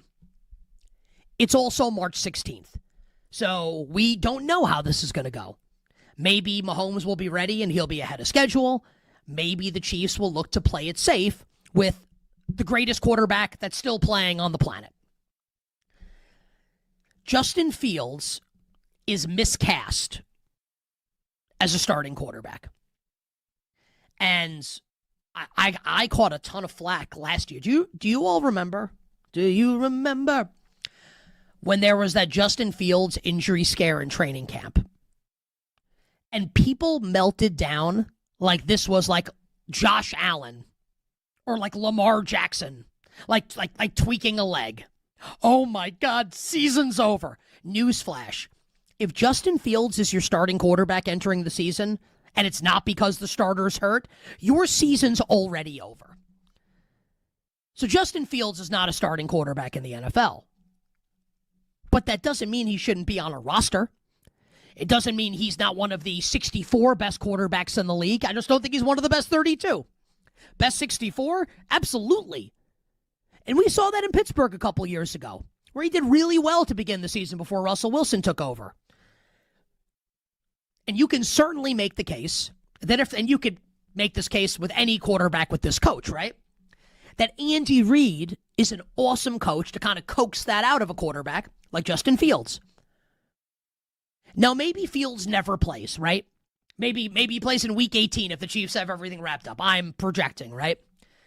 But maybe the Chiefs need him to start a couple games to begin the season in a like 1 or 2 game scenario until Mahomes is ready. And I'm making, maybe Mahomes is ready. Maybe it's, I have no idea. I really think you could do worse than Justin Fields as your backup quarterback. So I like this for Kansas City. I do.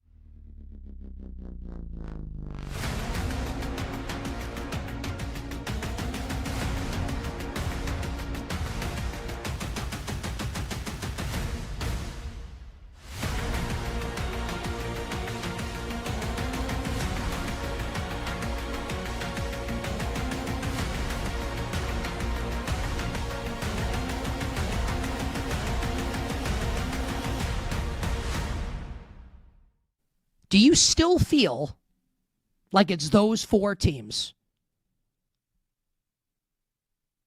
Do you still feel like it's the 4 1 seeds and everybody else? Duke wins the ACC tournament in pretty impressive fashion with a couple of players out, with Foster out, Gungba's hurt. Duke wins the ACC tournament and beats Virginia's really good and survives Virginia in the ACC tournament final. How about Florida, the reigning defending champions, getting annihilated by Vanderbilt in the SEC tournament. That surprise anybody? A lot of people thought Florida was just going to cruise to the SEC tournament championship and maybe have to face Arkansas in the final. They had just beaten Arkansas by 34 points a couple of weeks ago. Vanderbilt said, no. Florida gets bounced in the SEC tournament and might have to play Vandy, by the way, in the Sweet 16. We'll get to that coming up in a little bit. Arizona, kind of unimpeachable, right? Beats Iowa State and Houston to close out a Big 12 tournament championship after winning the Big 12 regular season championship. So tough to feel bad about Arizona. That doesn't mean you have to pick them, but Arizona feels pretty good. And then there's Michigan, losing the Big 10 tournament championship game to Purdue, a team that they had wrecked a couple weeks ago at Purdue. Do you still like all 4 1 seeds? Is it still the 4 1 seeds over the field?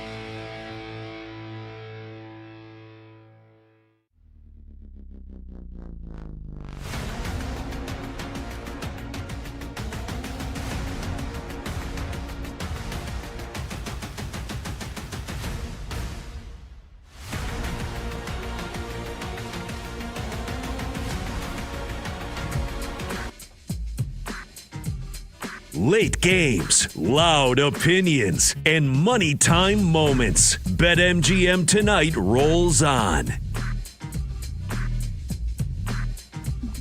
Welcome back, BetMGM Tonight here on Westwood One Sports. He's Brad Evans, I'm Pat Boyle, and the phone number to join the show to talk anything March Madness, brackets, your Final Four prediction, your national champion prediction, who is going to be this year's Loyola Chicago, who's going to be this year's George Mason, who's going to be this year's San Diego State, who is this year's Cinderella. We'll take your phone calls. Who's this year's FAU? Who's this year's St. Peter's? We'll rattle them all off.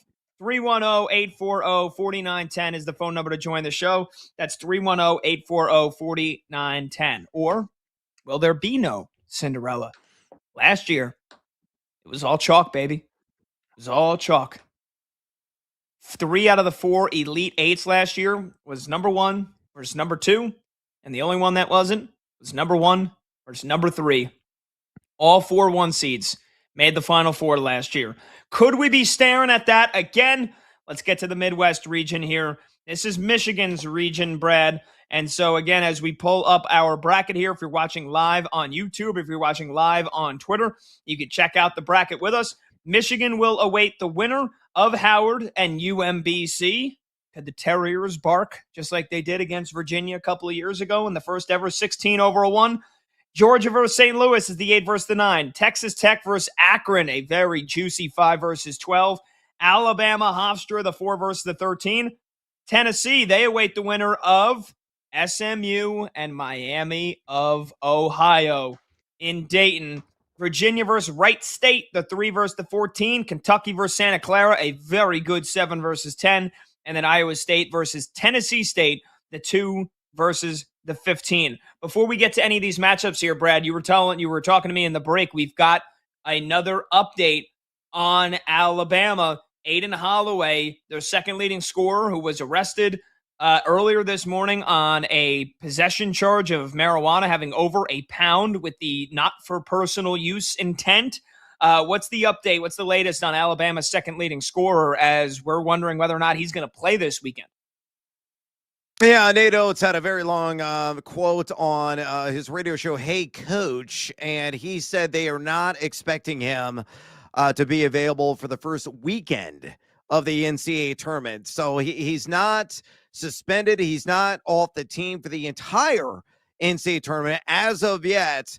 But Nate Oates, again, his words, not mine, And, I'm summarizing here, but he said they do not expect Holloway to be available, their second leading scorer, for the first 2 rounds of this year's NCAA tournament. So take that into consideration as you're filling out your brackets. But what I know about Alabama, they're still going to jack an obscene amount of 3-pointers. And if they fall, it won't matter anyway.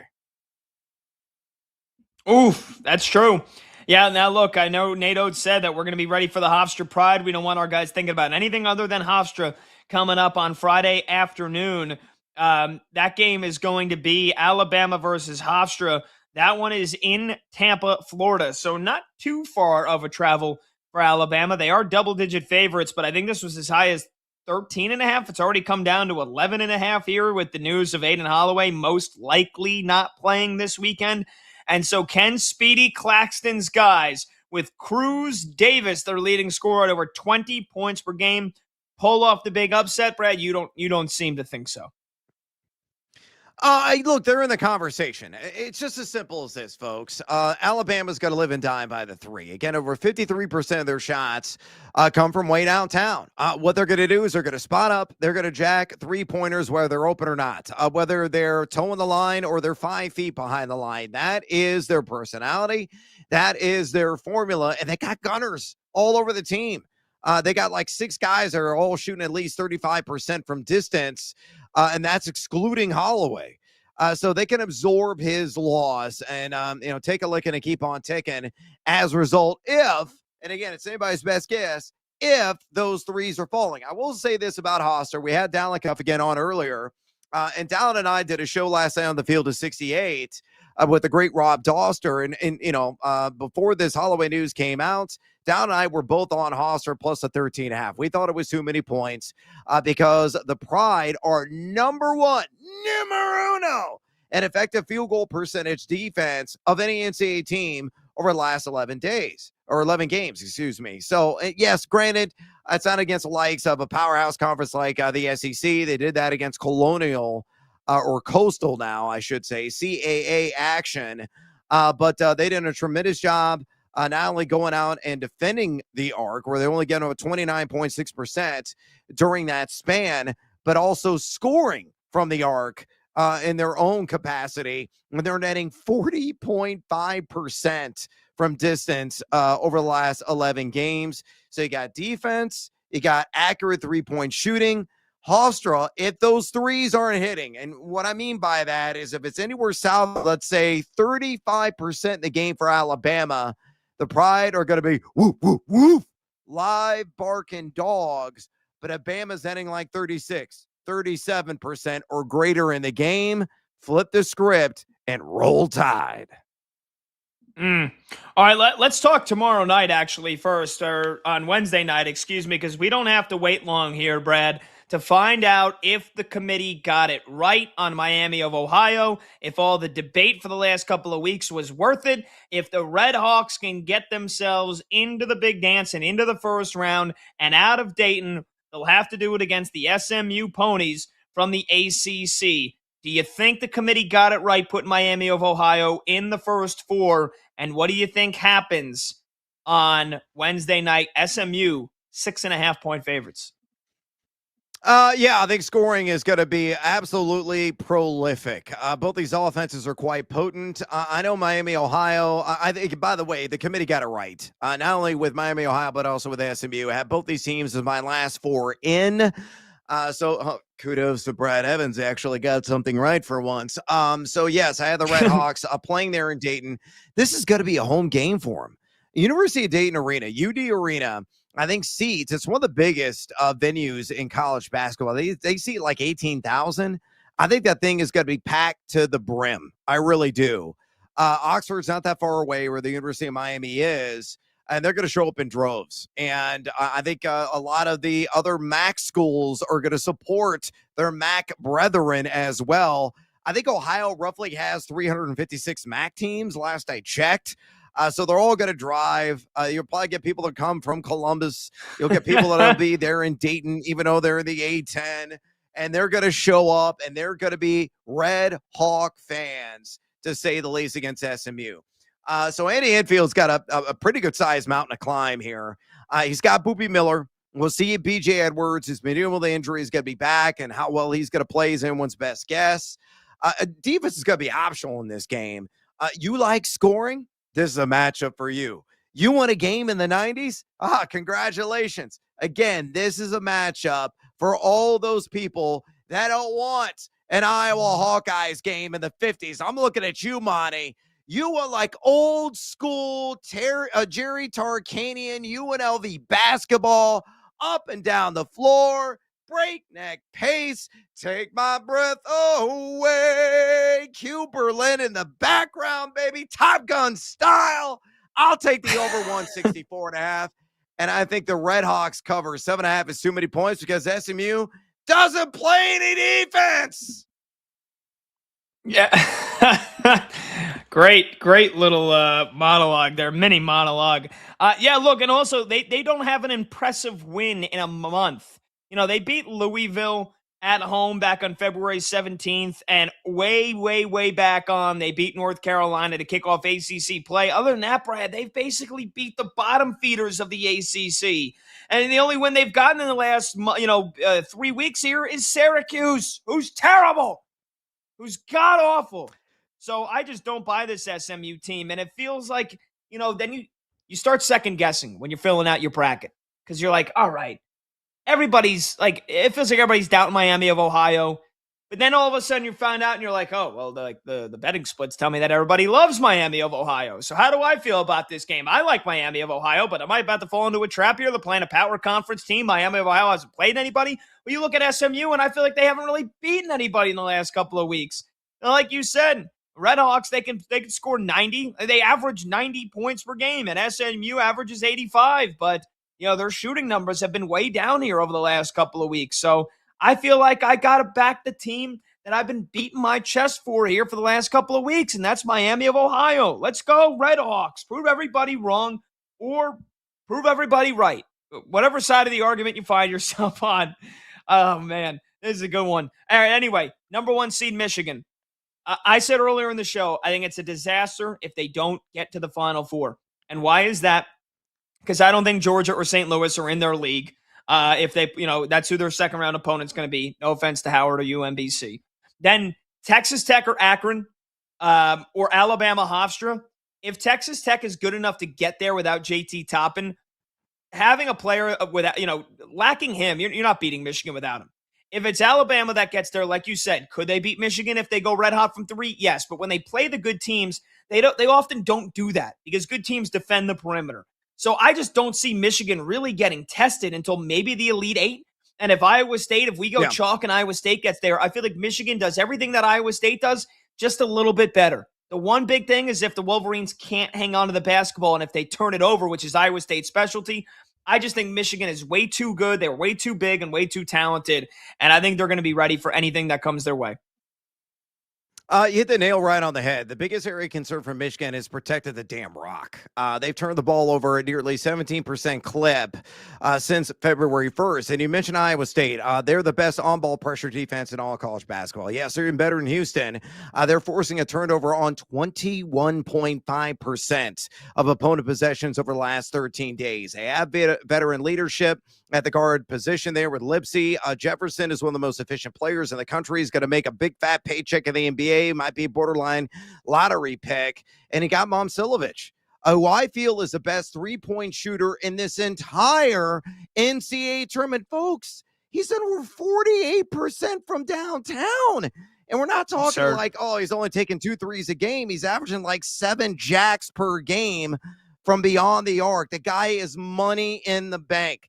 I was so impressed with the Cyclones in the Big 12 Conference Tournament. It took a Jaden Bradley miracle at the buzzer that he sank on that little 15-foot jumper that was really ugly off the flick of the wrist, but it went through the cylinder, and they ended up winning that game. Iowa State played marvelous. That was one of the best 5 minutes of basketball I have ever seen. That's not an exaggeration by any stretch of the imagination. It was utterly redonkulous on both sides of the rock in Arizona and Iowa State. If that version of Iowa State shows up in the NCAA tournament, they are hurdling. They are barreling their way to the Elite 8. They're going to knock off Michigan because of that on-ball pressure defense. And the Cyclones, and I'm going to go weather nerd on it because I have an advanced degree in meteorology from Mississippi State. True story. They're going to be an F4 on the Fujita scale. Suck on that, fools. Well, why not an F5, right? To turn this into a WWE thing here. Brock Lesnar hit him with the F5. Isn't that the strongest hurricane or cyclone or whatever you'd call it? No, it's not. They have what is called now the enhanced Fujita scale because there's this thing called climate change. It does exist. Global warming is a thing. So storms are getting stronger. They now have an EF6 on that scale, which didn't exist about 15, 20 years ago. The Fujita scale, I think, has been around since the early 80s when Dr. Fujita came up with it. So there you go. There's your weather information for the day and how it pertains to the cyclone. I'm a nerd. Go ahead and take my class. I'm going to be teaching the University of Phoenix online. I don't think you're kidding. I didn't know there was such thing as an F6 now. I'm all in. All right, let's take a short break. I'll research some more F6 Fujita scale, and we will come back and we'll hit you with a little football. Quick pivot, because the Chiefs made a big trade for a quarterback today. That's right. There might be a chance Patrick Mahomes won't be ready for week 1. We'll tell you what to make of it when we return. He's Brad Evans. I'm Pat Boyle. This is BetMGM tonight on Westwood One Sports.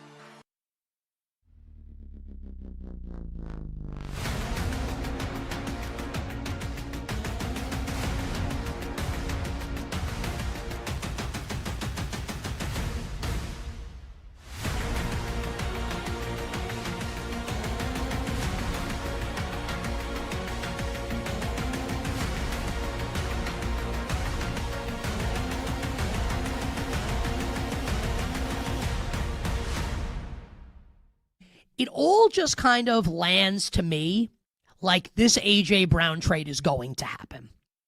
Like, what is the motivation for these reports to get out that the Eagles have turned down a couple offers already, unless what their MO is to coax a better offer from someone else? Like, what's the motivation? If it were just like if they really weren't interested, it would just be like the Eagles are not trading A.J. Brown. That's not what the reporting is. The reporting is that they've listened to offers and they've turned those offers down, with the implication being, again, let's all deductive reasoning 101, that a better offer, maybe they'd listen. I know this is a sensitive point for a lot of people, and that people are convinced that A.J. Brown's coming back. You know that I think he shouldn't, and I think that whether it's right, wrong, or indifferent, you got to do one of two things. You get rid of the quarterback, Jalen Hurts, or you get rid of A.J. Brown. And you're never firing the quarterback who's Super Bowl MVP. It's never going to happen, which means A.J. Brown's got to go. And everything that's happened over the course of the last, let's call it 4 or 5 days with the Philadelphia Eagles leads me to believe this is a matter of when and not if. A matter of when and not if. Took me 2 tries, but I got that right. Again, it's Monday and it's March. My brain's on college basketball. Of when, not if, A.J. Brown gets traded from the Philadelphia Eagles.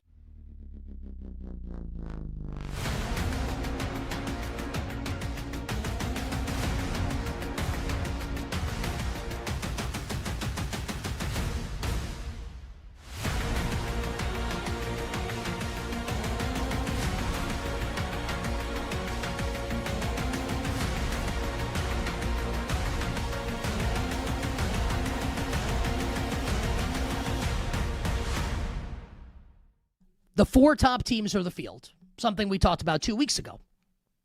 And anyone and everyone that chose the field in that scenario, so a team outside of Duke, Florida, Arizona, or Michigan to win the national championship, it felt like every single person, some mentioned Houston, everyone mentioned UConn as being the one team you would want to have outside of those 4. How do you feel about UConn now? I am in no way, shape, or form saying that UConn can't get there. Of course they can. Like UConn, when UConn plays at its best, can beat anybody. Danny Hurley's a championship coach.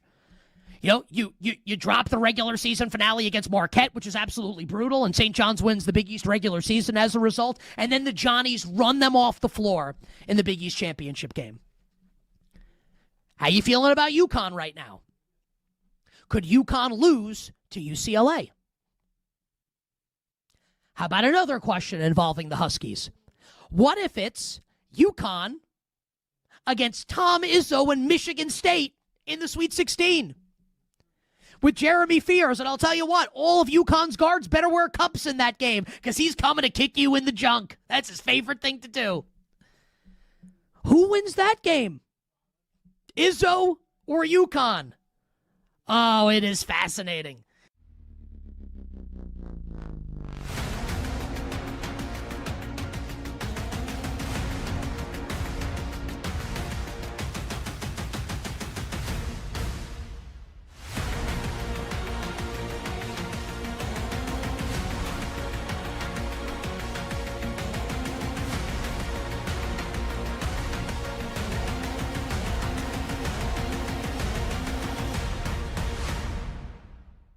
The old South Florida folks down there, if they can get by Louisville and that round one game, I don't think, and you want to talk to what, you know what, we'll go frauds here.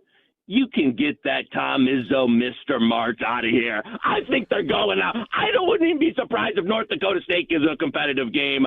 I think South Florida gets past Louisville, gets past Michigan State, and maybe has a little bit of a chance there to make a run at the bottom of the bracket. At the top, I'm just going to go square with you. I think Duke runs it over. Johnny's, Kansas, maybe one of those two, can put a game together. But it's Duke for me, and it's going to be a Duke-South Florida matchup down there in the East. Duke gets through in the end.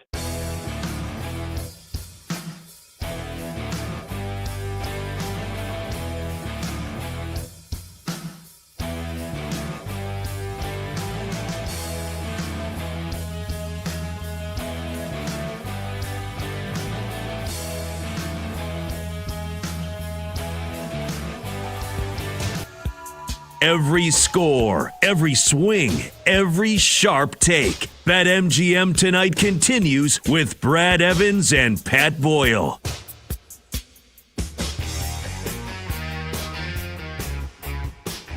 Huh. Huh. Huh. Welcome on back. BetMGM tonight, Westwood One Sports. He's Brad Evans. I'm Pat Boyle. Phone number to join the show, 310-840-4910. Just beat it. Just beat it. Just beat it. We got Jason Benetti coming up here in just over 10 minutes from now. You do not want to miss that special guest alert. Jason Benetti, the new voice of Sunday Night Baseball on NBC, TV voice of the Detroit Tigers, radio voice for Westwood One Sports on March Madness, college football as well. Joining us in 10 minutes from now. You don't want to miss it. But really quickly, Brad, we take a short break here from talking all the brackets. We've gone through every region so far. We're going to do so again more in depth tomorrow, more so on Wednesday, give you our Final Four, give you our national championship picks. We got a trade today in the NFL. The Chiefs, they've got themselves a new backup quarterback. It's Justin Fields. The Chiefs trade a 6th-round draft pick next year to the Jets to get Justin Fields, who didn't have the season he hoped for this year at Gang Green. I thought he was going to be great. I thought he was going to be a big surprise. Turns out I was wrong. The team around him was also terrible. Aaron Glenn was terrible. Their offense coordinator, Tanner Engstrom, was terrible. He goes one and done. They bring in Frank Reich to be the OC, and Geno Smith's going to be the quarterback. But now the Chiefs have a legit backup quarterback. Remember with Chad Henneys and Gardner Minshew's. Last year was Chris Oladokun. Yeah. Chris Oladokun that we had to be subjected to watch play football for the last couple of weeks of the season, and it was miserable. So now the Chiefs are going with Justin Fields. The Jets, by the way, they're going to pay the majority of the $10 million that he's owed this year. So this is a nice little win for the Chiefs. And on a larger scale, does this make you worry that Mahomes might not be ready recovering from the torn ACL, or do you think that this is just a safe insurance plan from KC? Because that's how I tend to feel about it. Give me option B. I think it's just a safe insurance plan overall. Look, I'm a big Justin Fields supporter. I felt really bad for him last year. He was in tears in a couple of post-game press conferences. He was downtrodden, man. He was a beaten man with the New York Jets. Like many people who play for the Jets often have to endure. It just tears you apart emotionally because that team just stinks so bad. I understand where he was really coming from. Phenomenally skilled guy on the ground. Obviously, still has some touch issues with the offerings via the arm. But he is a very viable and a substantial QB2. So, yeah, I mean, it's a little bit of an insurance policy, to say the least, with Mahomes coming off that ACL injury. And I think you could really get creative with Fields, even with Mahomes healthy and on the field. And Andy Reid's like, man, I could plug and play this guy, maybe play him 5-6 snaps in a game, come in certain packages when we need, some short yardage, and run some really creative sets and schematics as a result because of his duality. So I think it's a win-win, and I think Andy Reid is going to step in the laboratory, be a mad scientist with him, and design and create some very interesting plays. Could be in red zone situations, could be in some of those short yardage situations as well. Justin Fields will be an impact player for Kansas City in moments this upcoming season. Yeah, we don't know if Mahomes is going to be ready come week one. He said he wants to be. He expects to be. He said, I want to be ready for week one. The doctor said I could, but I can't predict what happens throughout the process. That's the goal, to play week one and have no restrictions. You want to be out there healthy and give us the best chance to win. I hope to do some things in OTAs and training camp and be able to do things there. I couldn't do the full quote with the Mahomes Kermit the Frog voice. I would have started hacking up along. It wouldn't have been pretty. But look, Justin Fields gets a chance to, maybe rejuvenate his career.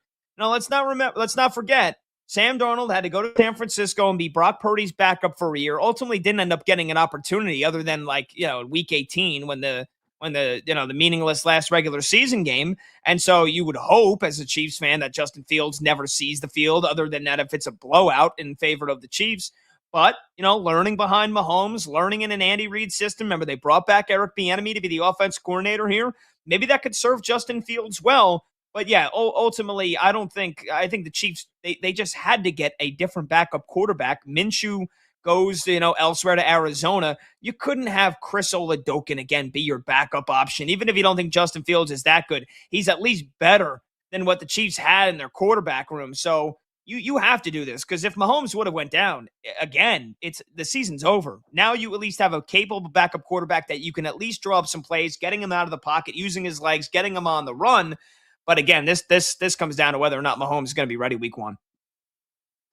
Yeah, bottom line, it's, again, a soft landing spot, and Fields can go out there if they need him in a pinch, maybe start a game or three if necessary to ensure that Mahomes can be at 100%. Quickly, because I know we're about to exit stage left, Christian Kirk, one-year deal with San Francisco.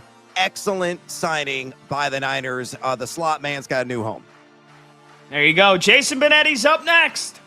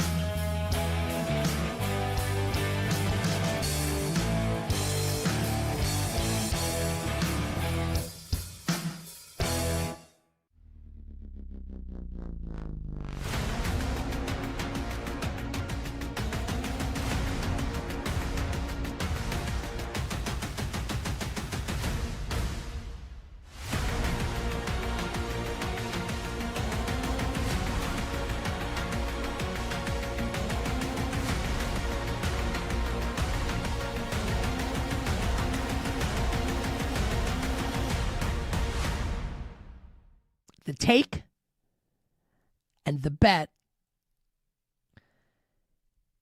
is that Houston goes back to the Final Four. Is that Houston beats Illinois. And I'll say this about that matchup. Illinois' upside is to go to the Final Four. It absolutely is. And I'm not trying to discount the Illini. I trust Houston's defense more than I trust Illinois' defense. And if it's Houston against Florida, a national championship game rematch from last year, if we get that in the regional final, Houston's guard play, led by Kingston Flemings, who's going to be a top 10 pick in the NBA draft, I think could be enough to get the Cougs past the Gators this time. They would have rather had it last year in the national championship game. But yeah, if it's Houston against Florida, I think I'm going to like Houston and God have mercy on my soul for that prediction.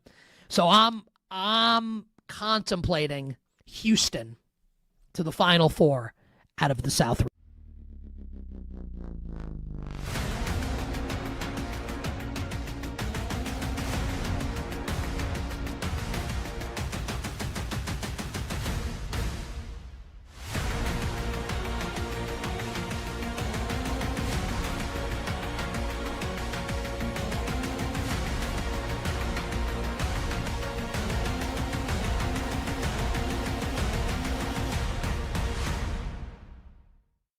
I wanted to give out a couple of my early bets for the first round of the NCAA tournament. And we'll reiterate some of these on Wednesday.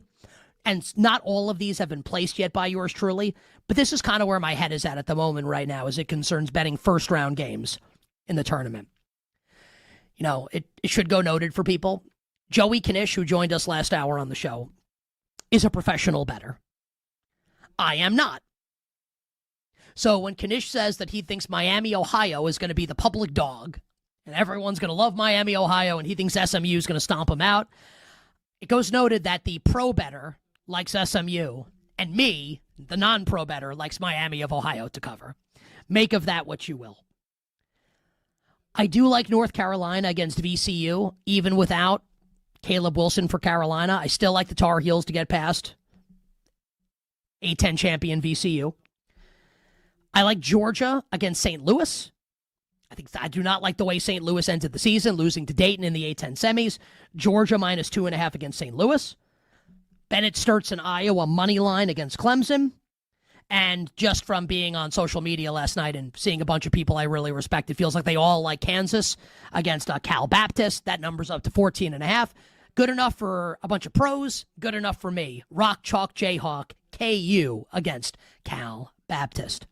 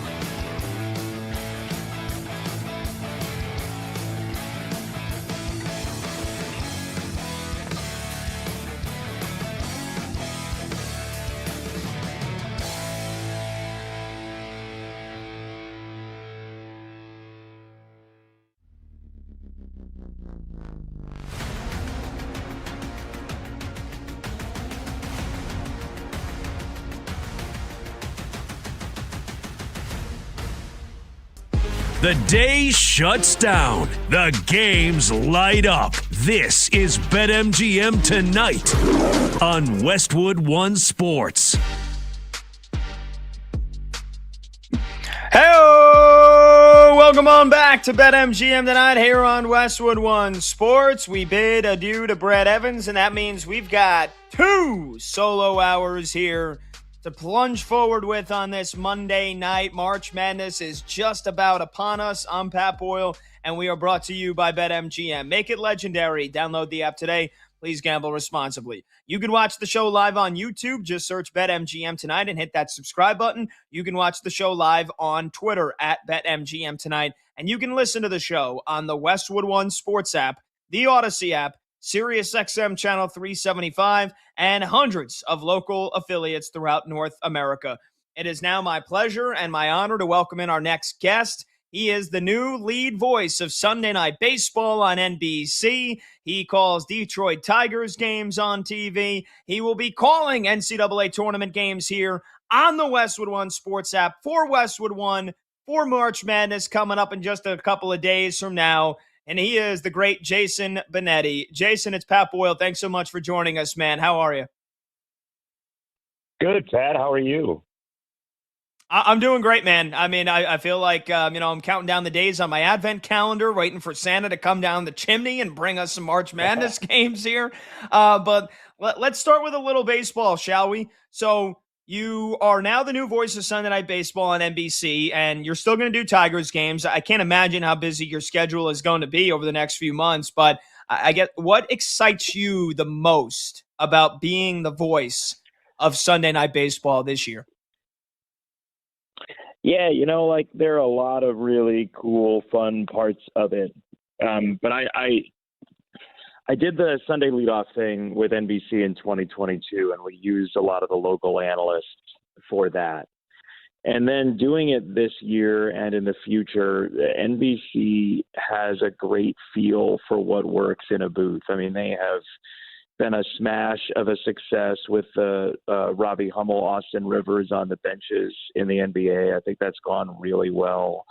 And NBC just has this eye for detail for TV sports. So, I'm excited to be with two people every week, quite often that will be different and will just stoke different baseball conversation every week. There is something to having a crew, and I don't mean to denigrate having a crew of people every week, but to be able to, how people say, who are the three people you'd want to have dinner with and talk baseball with?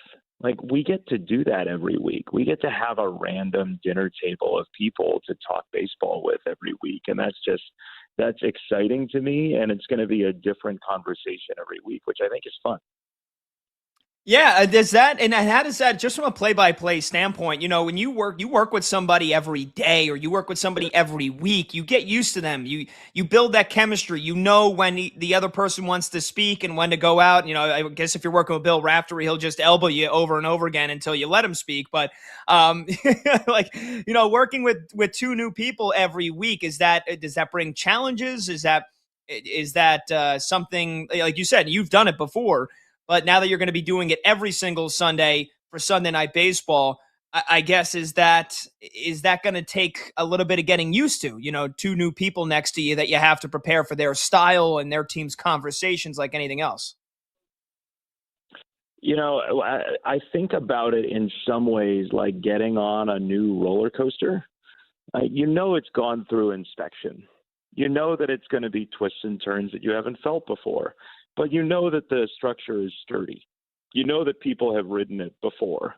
That like there has been a lot of safety check going into it. But you ride it because you have no idea. Like, it's the one roller coaster at the amusement park by your house that you have no idea what it's going to do to you.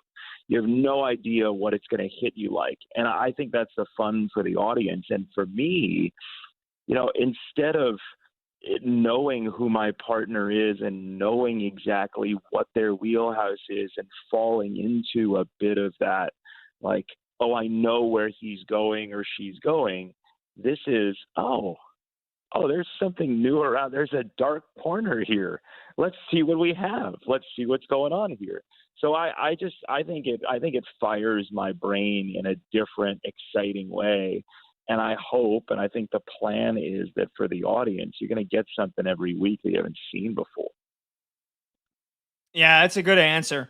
Jason, like I said, you're still calling plenty of Tigers games this year, and the fans in Motor City are geeked about the prospects of the 2026 season. Coming off the heels, though, of a heartbreaking finish to the 2025 year, that 15.5 game lead in the division evaporating, a second straight season with a gut punch Game 5 loss in the ALDS. How do the Tigers get over that hump this year? And who do you think, outside of Tarek Skubal, is the most important player on this roster?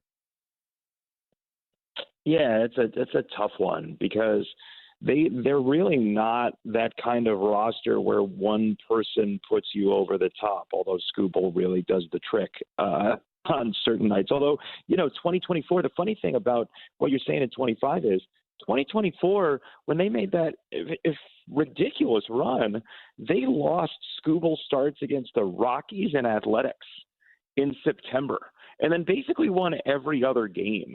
So when they're going well, it has been a team concept, and when they're not going well, it's been a team concept. I think Framber Valdez is a huge add. I think Verlander to eat up innings is a really nice piece to have. I think the one guy that flew super under the radar last year in national circles is Dylan Dingler. Second year, first full year in Major League Baseball as a catcher, and all he did was win a Gold Glove. He was phenomenal behind the plate. His numbers were only outshined by his ability to just dissuade people from running against the Tigers. The difference between the extra bases the Tigers took on the base path against outfielder throws, against catchers, and what the opponents did to the Tigers on the base path was astronomical. So if they can keep doing that with Dingler as something of the centerpiece of the moat there, of the defense system for the Tigers, I think that will help them, fortify what was missing at the end of last year. He was there for that, but him growing into an even better hitter and being what he was defensively, I think that's huge. And I also think whatever turns out to be the closer situation of Kenley Jansen, Kyle Finnegan, Will Vest, to have those three that are all bona fide at points in their career, major league closers, some with more pedigree than others. I think that's a big piece of it too, just the bullpen depth, which got kind of thin last year. Yeah, I can't wait to watch Riley Green and Spencer Torkelson as well. Two guys that basically play every day. They give you 30 and 100 and just give it their all every single day. We're talking with Jason Benetti here. He is the lead play-by-play announcer for the Detroit Tigers and the lead play-by-play voice, the new voice of Sunday Night Baseball on NBC. We're going to get to some March Madness in a bit because he'll be in Buffalo in just a couple of days. But Jason, let's get back to Tarek Skubal. And I know the future can be unpredictable. Plenty of reports say the Tigers never made the back-to-back Cy Young Award winner a formal long-term offer this offseason. So I'll just ask you, however you can answer this, what do you think is the most likely scenario for Skubal? A, he gets a contract extension before the season begins. That would have to happen in the next 10 days. B, he gets traded by the trade deadline this season. Or C, he reaches free agency after this year, but plays this entire season with Detroit. I have no idea. I think it depends on a lot of. I think it depends on a lot of factors. I think it depends on, the team and him and what the team's doing around the deadline and what the AL Central is like, and just a ton of factors and what 2027 looks like in Major League Baseball. And there are so many variables. And it's so hard because a lot of this is just human behavior, right? Like you can think, and then suddenly something changes. So I really don't know. All I know is I love watching him every 5 days because he's one of the most competitive people I've ever seen. I had Bryce Harper in AAA when I was doing AAA Syracuse games. And the way he played the game, even in the minors, it's not once in a lifetime because they're both living at the same time, but it's 1 in a million in society of people that are that competitive.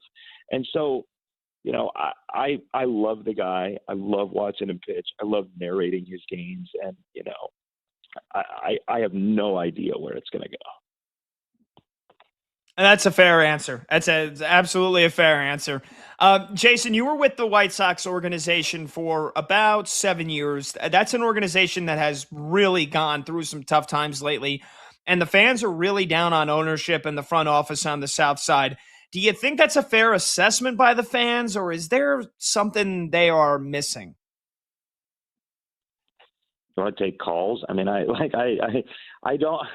I think, I still follow people on social media having to do with White Sox stuff. And it's I think it's an array of opinions, honestly. It's hard to answer that because it depends on who you talk to. Like they've had an off season that's intriguing to some people. I think they're going to be better.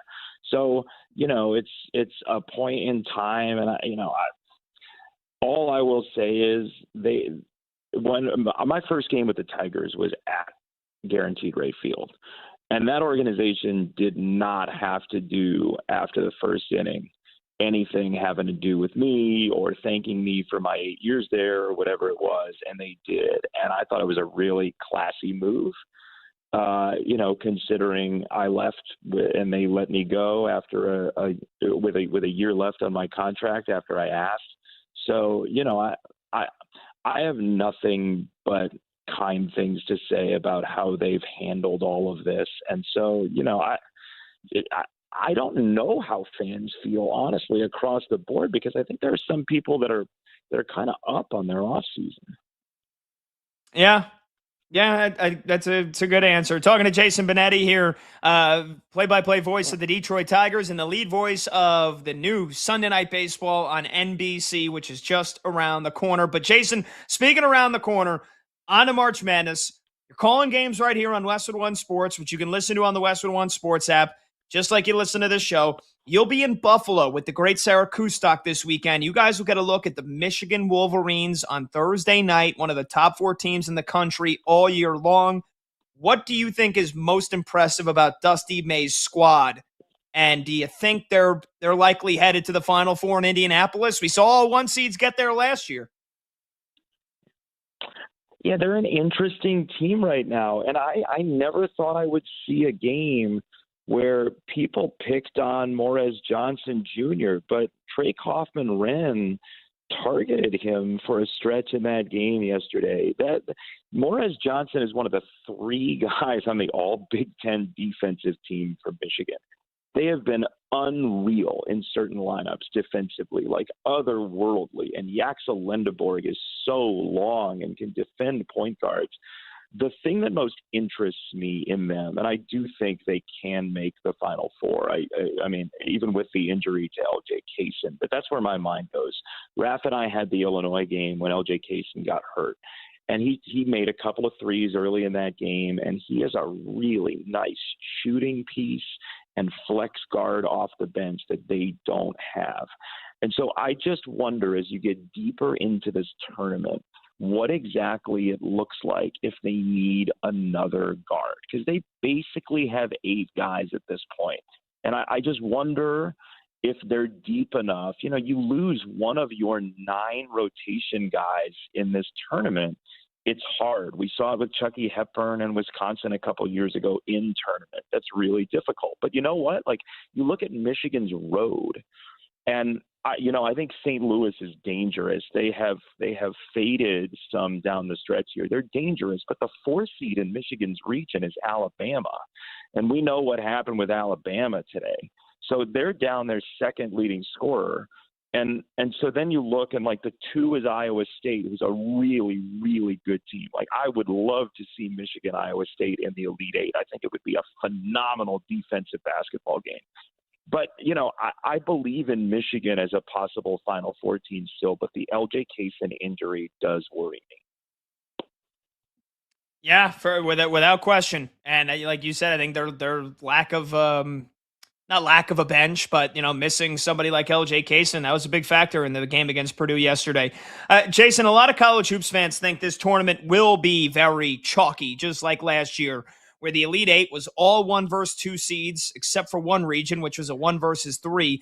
Do you think March Madness is better when the best teams meet each other in the later rounds? Or personally speaking, are you an agent of chaos and think that the big dance is even sweeter when we get some Cinderellas like a St. Peter's, a Loyola Chicago, or a George Mason in the mix? I mean, I just don't understand people who argue that the tournament should all be 1 through 4 seeds or 1 through 8 seeds or cut out the mid-majors. Like, I truly actually don't comprehend that. And I want to ask people who say things like that, have you ever felt like an underdog? Or have you just always been in charge of everything?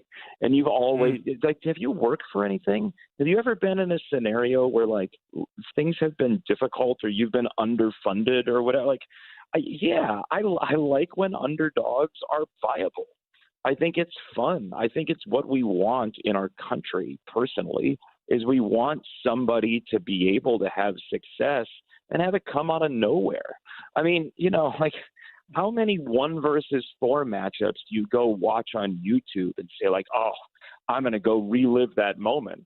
But Bryce Drew's shot against Ole Miss in Oklahoma City, like, we can tell you where we were for that. Or when Iowa State lost to Hampton or whatever it might be. Like we just remember those things because I think most of us can see ourselves in underdogs a little bit more readily than we can see ourselves as one seeds in life. Maybe I'm wrong about that. Maybe there are a lot of people running around that wake up every morning. They're like, I'm a one seed. Take that. But that just doesn't appeal to me. No, I love that. I think that's an awesome answer, and I completely agree. I think that it's called March Madness for a reason. We get madness when a couple of double-digit seeds make crazy things happen, not when it's, 1 versus 2. 1 versus 2. 1 versus 2. Just how everybody predicted. Yeah, I agree with you wholeheartedly. I think the underdog factor is great games. Like I was going to say, Pat, they're great games. Would I love to see Duke, Arizona? Yeah. Was Duke, Michigan probably the best college basketball game of this season? Absolutely. Do I want to see some of those games? For sure. Is it really fun when, a random 15 seed shows up in the Sweet 16? Yeah. It's both good for the game, I think. I agree with you. I agree. We're talking with Jason Benetti here on BetMGM tonight for another 2 minutes or so. I'm Pat Boyle. This is Westwood One Sports. Jason, this question comes from my producer, Brandon Combs, and he wants to know, you've worked with quite a few different color analysts in your time. And so what's one of the funniest things that you've encountered in the booth? Funny moments, great jokes, if it's something that was off the air, whatever the things that you think of when you really laugh the hardest when you were on the call. What would you, if you can name one or two of those examples, what would that be? The entirety of the White Sox game that Bill Walton did with us in 2019. My mind goes to 3 hours of ridiculousness.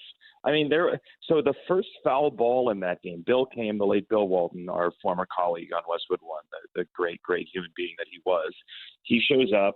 And the first foul ball of the game, he goes, whoa. And I said, okay, we're in for it. Yep. he was reacting to a foul ball. And then later in the game, there was a replay review. And so I said, it was a swim move slide over at third base. And I said, because I'm a glutton for punishment, I said, Bill, let's reenact that slide. And he goes, okay, you do the slide. And then he grabbed the glove and tried to tag me as I was fake sliding on the booth camera. And I got to tell you, Bill Walton was one of the best basketball players ever when he was playing, and he still, at his later age at that point, was very strong and hit me with the glove so hard that I had to bite my lip because I was like, oh, man, what? And I had to move on with it, but he hit me good. It was an awesome night. I will never forget that night. Yeah, it doesn't surprise me one bit. Bill Walton smashing you on the foot, reenacting the slide, because he's just that's what he was, man. That's what made him so great. It was authentic. It was fervor. It was vigor. It was the juice. He brought it wherever he would. I imagine if you're talking to him about taxes, he probably would. He might not know it, but he would probably be talking like it's the most important thing going on. So that was really good. Thank you for that trip down memory lane. Jason Benetti, play-by-play voice for the Tigers, lead play-by-play voice for NBC Sunday Night Baseball this year. And, of course, you'll be able to hear him here on Westwood One Sports, calling March Madness games in Buffalo with the great Sarah Kustok, including a game for the Michigan Wolverines. Jason, appreciate the time so much, man. Thank you very much, and enjoy this busy week you got ahead of you. Thanks, Pat. Appreciate it. There you go. The great Jason Benetti. That was fun. That was a lot of fun. Oh, man. And I think he's done, if I'm not mistaken, I think Jason did a couple of college basketball games with Bill Walton. I think he did plenty of college basketball games, if I'm not mistaken. So, the one time, though, he calls a baseball game with him with the Chicago White Sox. Pandemonium ensued. Good stuff. All right, we'll take a short break. 310-840-4910 is the phone number to join the show. That's 310-840-4910. When we come back, we'll get you an update on Venezuela, Italy. We'll get you a scoreboard update on the big NBA games going on right now. We got a blowout in the ATL. What was supposed to be Magic City night, the NBA shut that down. Well, it's been Magic for sure. Not for the Magic. Magic City for you get it. I'll explain when we come back. I'm Pat Boyle. This is BetMGM tonight on Westwood One Sports.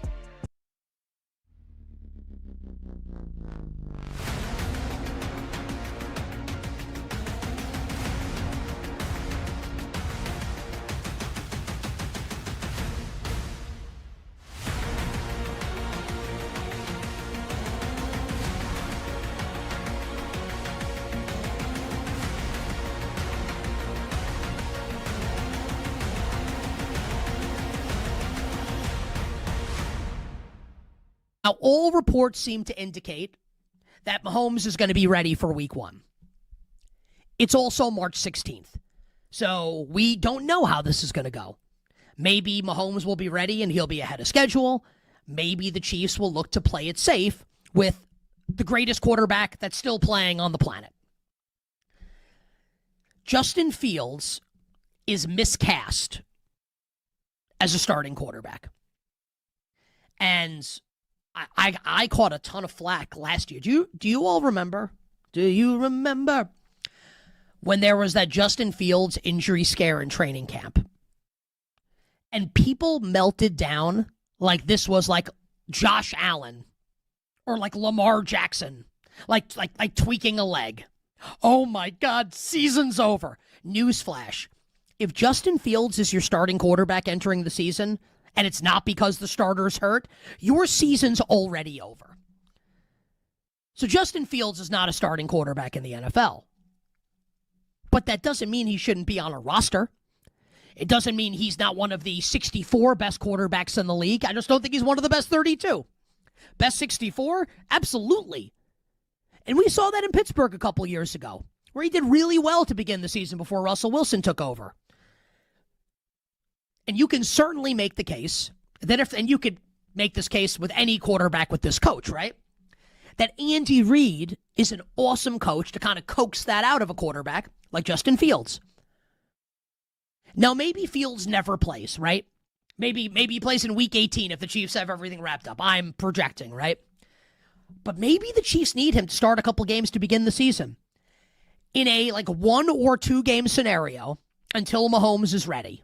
And I'm making maybe Mahomes is ready. Maybe I have no idea. I really think you could do worse than Justin Fields as your backup quarterback. So I like this for Kansas City. I do.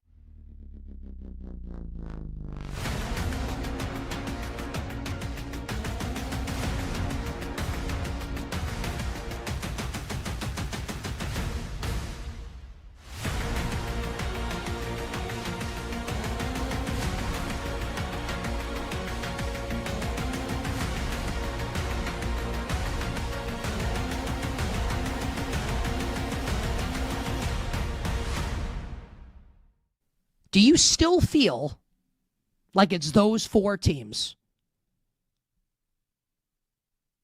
Do you still feel like it's the 4 1 seeds and everybody else? Duke wins the ACC tournament in pretty impressive fashion with a couple players out, with Foster out, Gungba's hurt. Duke wins the ACC tournament and beats Virginia's really good and survives Virginia in the ACC tournament final. How about Florida, the reigning defending champions, getting annihilated by Vanderbilt in the SEC tournament? That surprise anybody? A lot of people thought Florida was just going to cruise to the SEC tournament championship and maybe have to face Arkansas in the final. They had just beaten Arkansas by 34 points a couple of weeks ago. Vanderbilt said, no. Florida gets bounced in the SEC tournament and might have to play Vandy, by the way, in the Sweet 16. We'll get to that coming up in a little bit. Arizona, kind of unimpeachable, right? Beats Iowa State and Houston to close out a Big 12 tournament championship after winning the Big 12 regular season championship. So tough to feel bad about Arizona. That doesn't mean you have to pick them, but Arizona feels pretty good.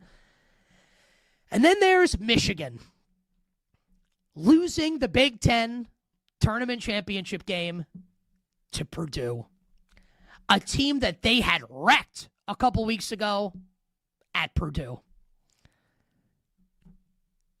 Do you still like all 4 1 seeds? Is it still the 4-1 seeds over the field?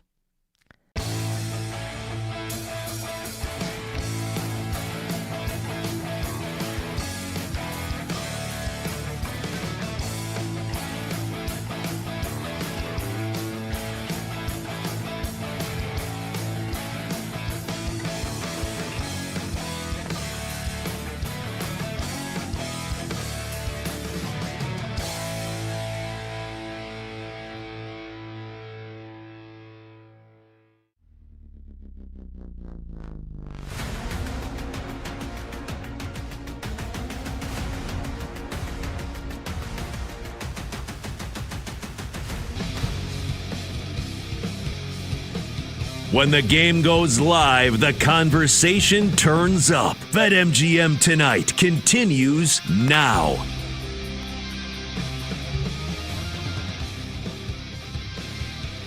Welcome on back. BetMGM Tonight, Westwood One Sports. I'm Pat Boyle. Phone number to join the show is 310-840-4910. That's 310-840-4910. I was trying to do that with my hand, the numbers, and that got way too difficult at the end.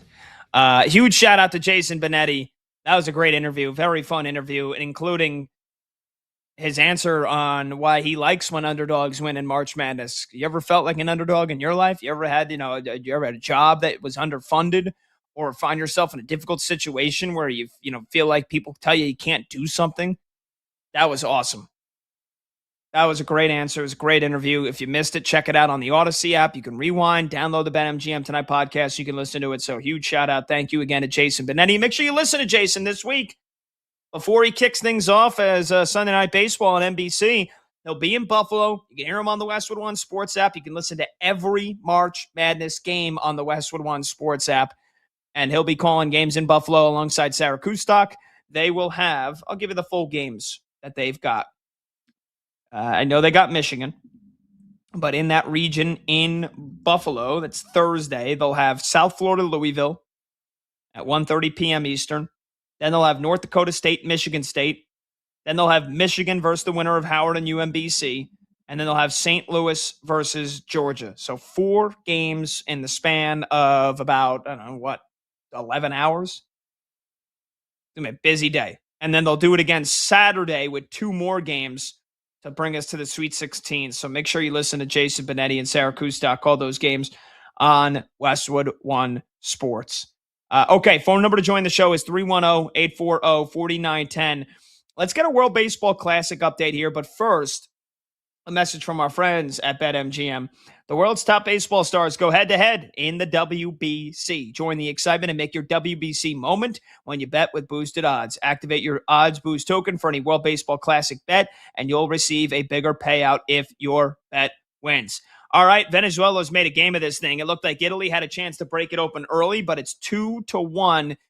The Italians, the undefeated Italians, who were nearly 2-1 underdogs in this game, they're nearly halfway there to setting up a rematch with Team USA in the championship game in Miami tomorrow.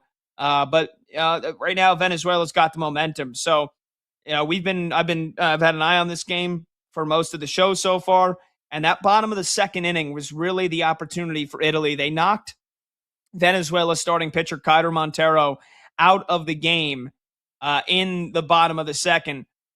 You had a DeCenzo single, and then he walked 3 straight guys to bring in a run, keep the bases loaded, and Omar Lopez ends up being a brilliant move, doesn't mess around, yanks his starting pitcher out of the game, brings in Ricardo Sanchez, who had a 6 ERA in the Mexican League last year. Hasn't pitched in Major League Baseball in, I think, like 3 or 4 years. And he gives up a run on a fielder's choice, but then he gets Antonacci to ground out with runners on second and third. Another hit there could have made it a 4-0 game, could have put Italy out to a massive lead early. Instead, it stayed 2-0. And then Venezuela finally got to Aaron Nola, Eugenio Suarez, Genie Suarez with a home run to left center field, 2-1. And now that is where we stand. And it looks like Italy just got out of a jam with Michael Lorenzen coming in to pitch. He was initially supposed to be the starter And then Francisco Cervelli changed it to go to Aaron Nola.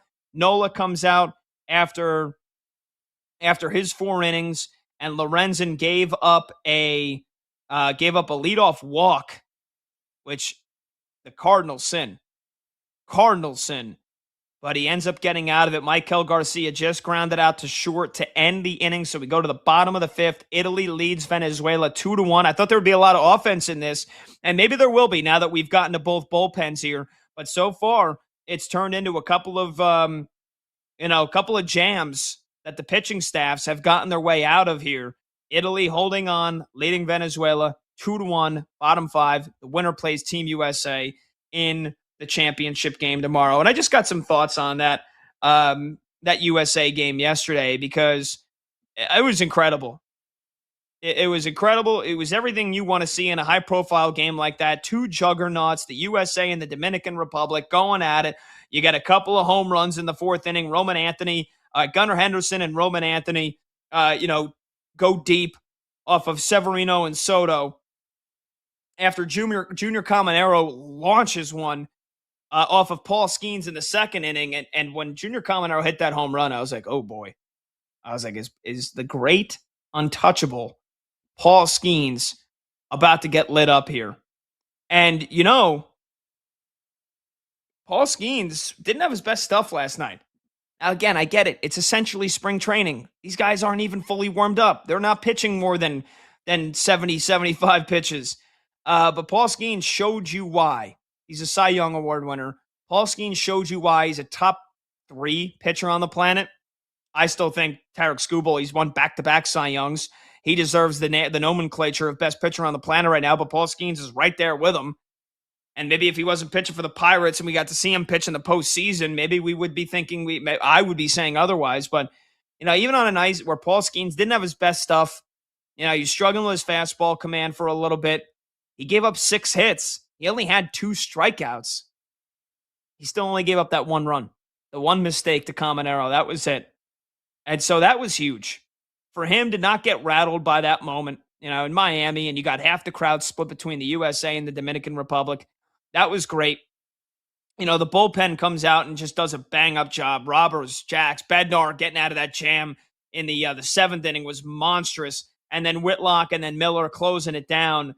That was great. That was everything you wanted to see from Team USA. You get great plays in the field by Harper, great plays in the field. Judge gunning down Tatis at third base was awesome. And it just sucks that you have a great game like that and it gets determined by human error. Mason Miller's slider on that pitch to Geraldo Perdomo was nowhere close. Absolutely nowhere close. His slider was well below the knees. And I know that, nowadays we're all umpires at home when we see it out of the zone and we're like, that was out of the little box they painted on my TV. And sometimes these pitches have so much movement that they actually cross as a strike. And that's why I like when places do the 3D strike zone. And even then, some of that stuff's not perfect. That was clearly not a strike. Not even close. And we're about to go into a new era of baseball where we're going to have the ABS, automated ball strike system, and we're going to have teams be able to use 2 challenges a game. Batter gets, just like last night, Geraldo Perdomo thinks he gets jobbed by a slider below the knees. He taps the helmet. Umpire checks right away. The automated ball strike system tells us whether or not it was a ball or a strike. It would have told us it was a ball. It would have said, okay, that's actually a ball. It's not strike 3. Game continues. And I think it was a full count, I think off the top of my head, or it was a 2-2 count. It either have been a walk or the game would have continued. Rightfully so. Pitcher throws a fastball right on the corner. Doesn't get the call. They tap their hat. They can challenge. Catcher can do it as well. And so there we go. But you only get 2 of those per game. And I get where we're at in society, right? I know that there's a lot of people that are rightfully worried about the future of AI and how many jobs it's going to take over and what's going to happen to us and what's going to happen to our economy. And we're relying so heavily already, not to get political, like we're relying on heavily right now on a stock market that is completely propped up by an AI technological market. I don't want to get replaced by robots. right? I don't think any of us do.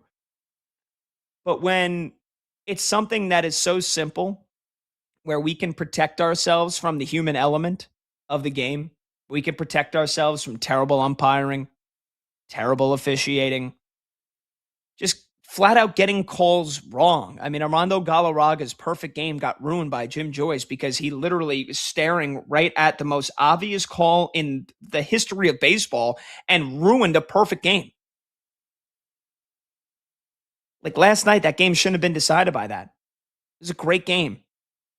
We shouldn't be remembering it because of a terrible called strike 3 at the end of a game. It should not have been ruined by human error. ABS not only needs to be in Major League Baseball this year, forget about 2 challenges. I don't know what the right number is. And again, I don't want umpires to be fully eliminated, but maybe that's what it should be. Maybe we should just fast forward to 2028 or 2029 when ABS is fully implemented and we don't have human element dictating baseball games on a daily basis. Because if you watch baseball, you see it. You see it every day. Terrible calls. Terrible calls dictating at-bats, dictating innings, dictating games. Why should that continue to be a thing in a game that's played every single day for 6 months? Why can't we just have an umpire back there that has the system strapped up to a little watch on his wrist? And if the pitch is a strike, it beeps, he calls it a strike. Why can't we just get there in the sport of baseball already? Why do we still have to have games like last night ruined by a pitch that's nowhere close near the zone? And if you think 2 challenges that's going to help things, like you could have 2 challenges in one at bat. Because there's times where umpires miss calls twice in one at bat. Not often, but it can happen. Big playoff game this year, later this year. 2 borderline pitches that the umpire misses by, I mean, let's not say like he misses it by, a sliver. Let's say he misses it by like a half an inch. Like it was a good frame job, but the pitch is not close to the strike zone. You could have 2 of those in one at bat. Oh, hey, sorry, you only get 2 challenges. Or I know you get 1 back if you get it right, but like we're talking about maybe a maximum of 3 challenges here in a game. You shouldn't have to challenge strikes or ball calls if they're wrong. And then, because you're actually like you go 2 for 3 or you go 1 for 2, and all of a sudden in the 9th inning, and there's a pitch that again dictates a game, we're going to be having the same conversation in a year from now. Oh, the Red Sox lost in game 3 in the wild card because they were out of challenges and the umpire blew 2 terrible calls in the same inning. I don't know. I've been watching sports. When I was 17, when I was 19, when I was 21, it was like, oh, that's just part of the game, right? I've been watching sports now for 20, 25, 30 years. I just feel like we're at a point we don't need to have games ruined by human error anymore. Phone number to join the show, 310-840-4910. That's 310-840-4910.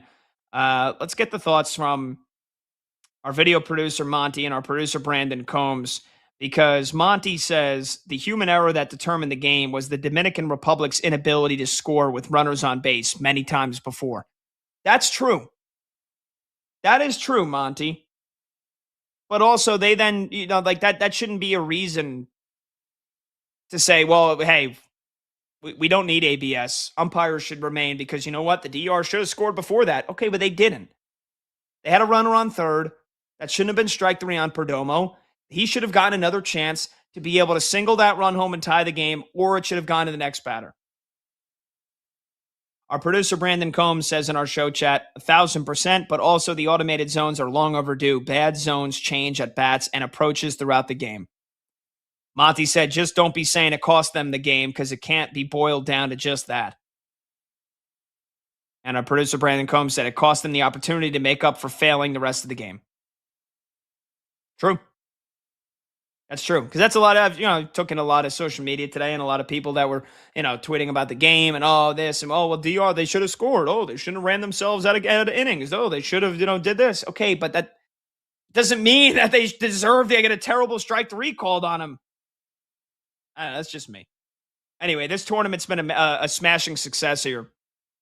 World Baseball Classic attendance growth in 2006, total attendance was under 750,000. 2009, it was over 800,000. 2013, slight dip. Then 2017, 973,000. 2023, over 1.1 million. And so far this year, with still 2 games left, total attendance over 1.35 million people. And you're going to have, I imagine it's probably close to a sold out crowd tonight in Miami, and you're going to have a sold out crowd tomorrow night in Miami. So tremendous. It's been a tremendous tournament. I got to be honest. I was a little pessimistic going into it, but it has freaking delivered. And as an American, it'll be great if Team USA can take the whole thing tomorrow night. 310-840-4910. Phone number to join the show, 310-840-4910. When we come back, we'll do a little preview. We got a late night NBA game, Spurs and the Clippers coming up. I'll preview that for you because it's a big one in terms of the playoff implications. We'll also get you an update on the NBA scores. I'm Pat Boyle. This is BetMGM tonight here on Westwood One Sports.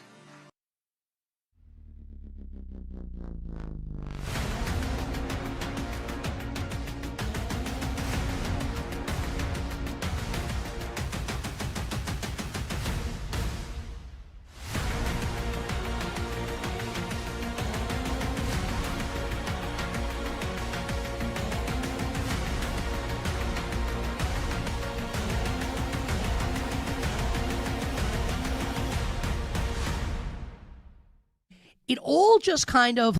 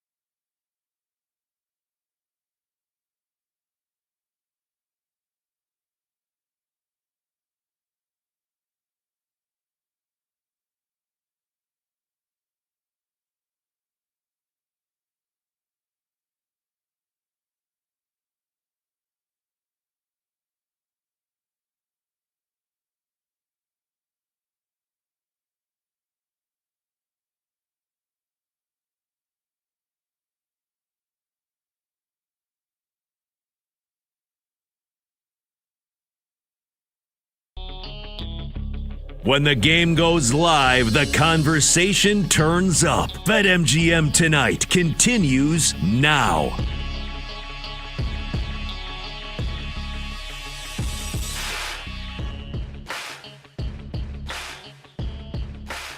Welcome on back. BetMGM Tonight, Westwood One Sports. I'm Pat Boyle. Phone number to join the show is 310-840-4910. That's 310-840-4910. Let's see here. Let's do a quick Spurs Clippers preview, and then let's get to some of your phone calls because we got a couple of callers on hold. If you want to talk anything March Madness, anything about your bracket, predictions, Final Four team, national champions, Cinderellas, we'll take them. 310-840-4910. So again, Spurs Clippers coming up here in just over 10 minutes. And I think the big thing in this game to look out for, no Kawhi Leonard, who's missing his first game since, let's see, it's been a while since Kawhi hasn't played. He's actually been tremendous. He missed a game on February 26th, but before that, he hadn't missed a game since January 22nd. And Kawhi Leonard, over the last 23 games, he's been averaging 28 points, 6 rebounds, and 4 assists per game, while shooting 51% from the field. He's been awesome. Kawhi Leonard has been amazing. It's the big reason why the Clippers, they basically sold off at the deadline. They traded James Harden and they traded Ivica Zubac, and yet the Clippers, who at one point were 6-21 on the season, are now 34-33. Now, they did just lose to the Kings on Saturday. That was disgusting. But before that, they had won 4 games in a row. And again, 6-21.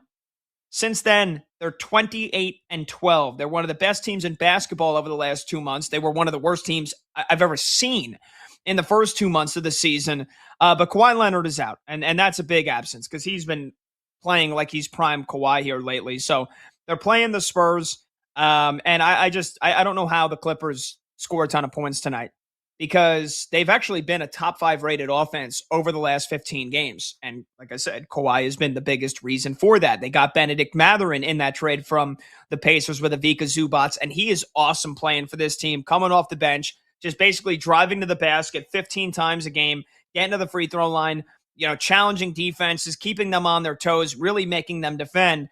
And, Darius Garland's been pretty good as well. They get some good 3-point contributions from Derek Jones and Brook Lopez every now and then. John Collins is back as well. So this team's good. Like, they're going to be in the play-in tournament, and they're a little scary because, again, over the last 40 games, they've got one of the best records in basketball.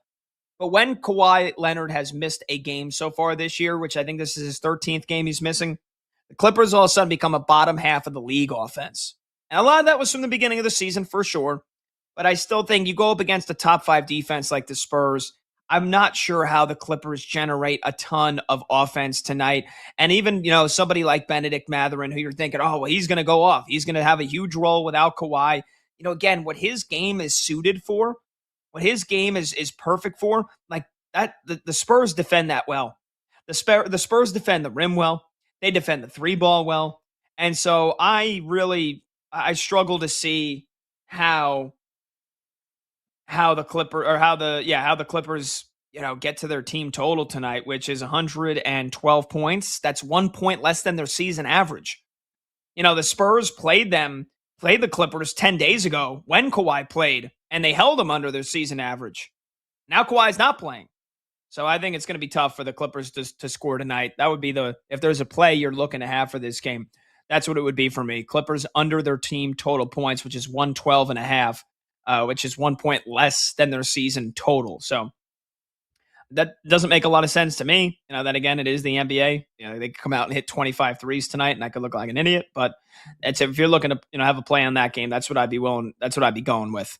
All right, let's get to your phone calls here. 310-840-4910. Let's get to Brent, who's in Tennessee, next up on BetMGM tonight here with Pat Boyle, Westwood One Sports.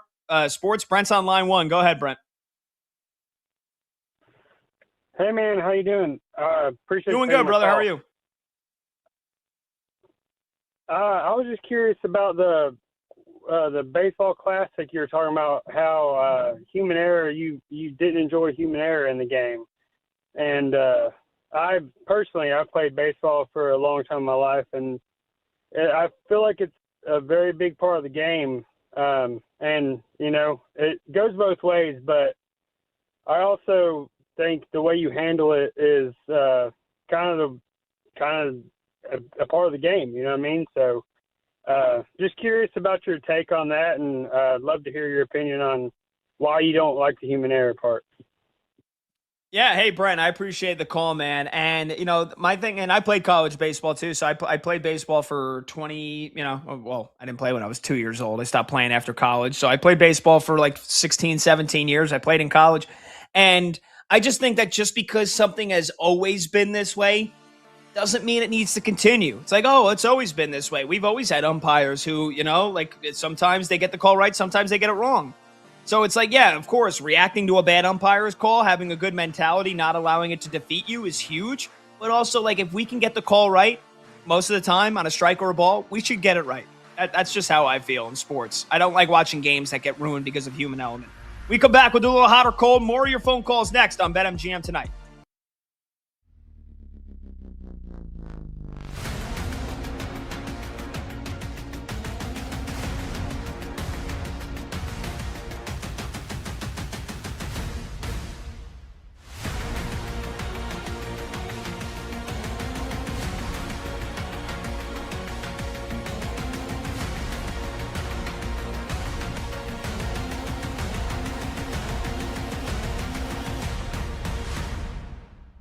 Now, all reports seem to indicate that Mahomes is going to be ready for week 1. It's also March 16th. So we don't know how this is going to go. Maybe Mahomes will be ready and he'll be ahead of schedule.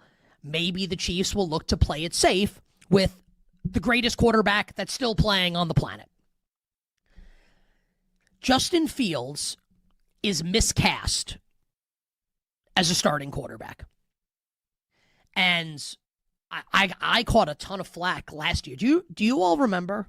Do you remember when there was that Justin Fields injury scare in training camp? And people melted down like this was like Josh Allen or like Lamar Jackson, like tweaking a leg. Oh my God, season's over. Newsflash. If Justin Fields is your starting quarterback entering the season, and it's not because the starter's hurt, your season's already over. So Justin Fields is not a starting quarterback in the NFL. But that doesn't mean he shouldn't be on a roster. It doesn't mean he's not one of the 64 best quarterbacks in the league. I just don't think he's one of the best 32. Best 64? Absolutely. And we saw that in Pittsburgh a couple years ago, where he did really well to begin the season before Russell Wilson took over.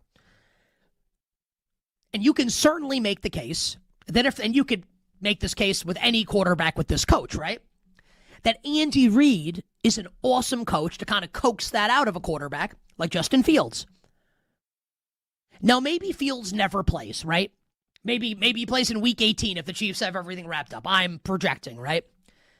But maybe the Chiefs need him to start a couple games to begin the season in a 1 or 2 game scenario until Mahomes is ready. And I'm making maybe Mahomes is ready. Maybe I have no idea. I really think you could do worse than Justin Fields as your backup quarterback. So I like this for Kansas City. I do.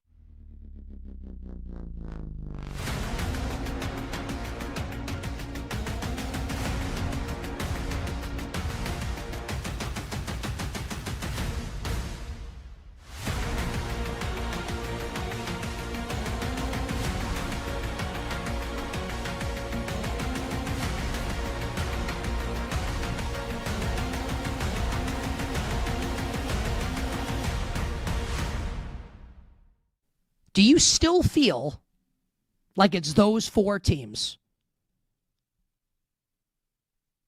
Do you still feel like it's the 4 1 seeds and everybody else? Duke wins the ACC tournament in pretty impressive fashion with a couple players out, with Foster out, Gungba's hurt. Duke wins the ACC tournament and beats Virginia's really good and survives Virginia in the ACC tournament final. How about Florida, the reigning defending champions, getting annihilated by Vanderbilt in the SEC tournament? That surprise anybody? A lot of people thought Florida was just going to cruise to the SEC Tournament Championship. And maybe they have to face Arkansas in the final. They had just beaten Arkansas by 34 points a couple of weeks ago. Vanderbilt said, no. Florida gets bounced in the SEC Tournament and might have to play Vandy, by the way, in the Sweet 16. We'll get to that coming up in a little bit. Arizona, kind of unimpeachable, right? Beats Iowa State and Houston to close out a Big 12 tournament championship after winning the Big 12 regular season championship. So tough to feel bad about Arizona. That doesn't mean you have to pick them, but Arizona feels pretty good. And then there's Michigan, losing the Big 10 tournament championship game to Purdue, a team that they had wrecked a couple weeks ago at Purdue. Do you still like all 4 1 seeds?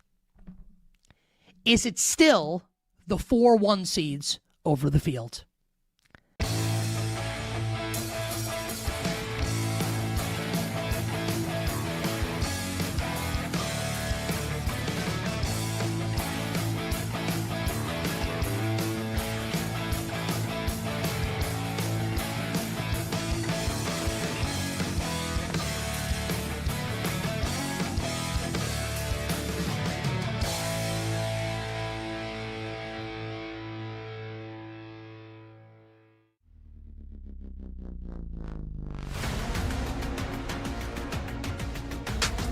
The day shuts down. The games light up. This is BetMGM Tonight on Westwood One Sports.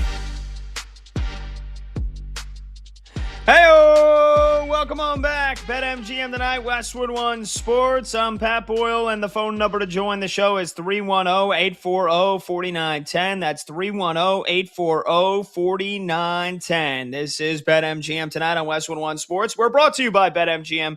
Make it legendary. Download the app today. Please gamble responsibly. You can watch the show live on YouTube. Just search BetMGM Tonight and hit that subscribe button. You can watch the show live on Twitter at BetMGM Tonight, and you can listen to the program on the Westwood One Sports app, the Odyssey app, SiriusXM Channel 375, and hundreds of local affiliates throughout North America. Again, we're going to get back to your phone calls here in just a moment at 310-840-4910.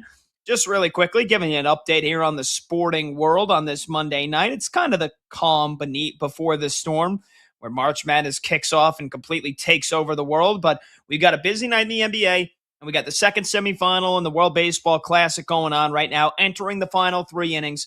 Again, Team USA, after their win over the DR last night, a thrilling 2-1 finish where, poor Juan Soto. Oh, he bounced into a double play. Oh, and then he struck out.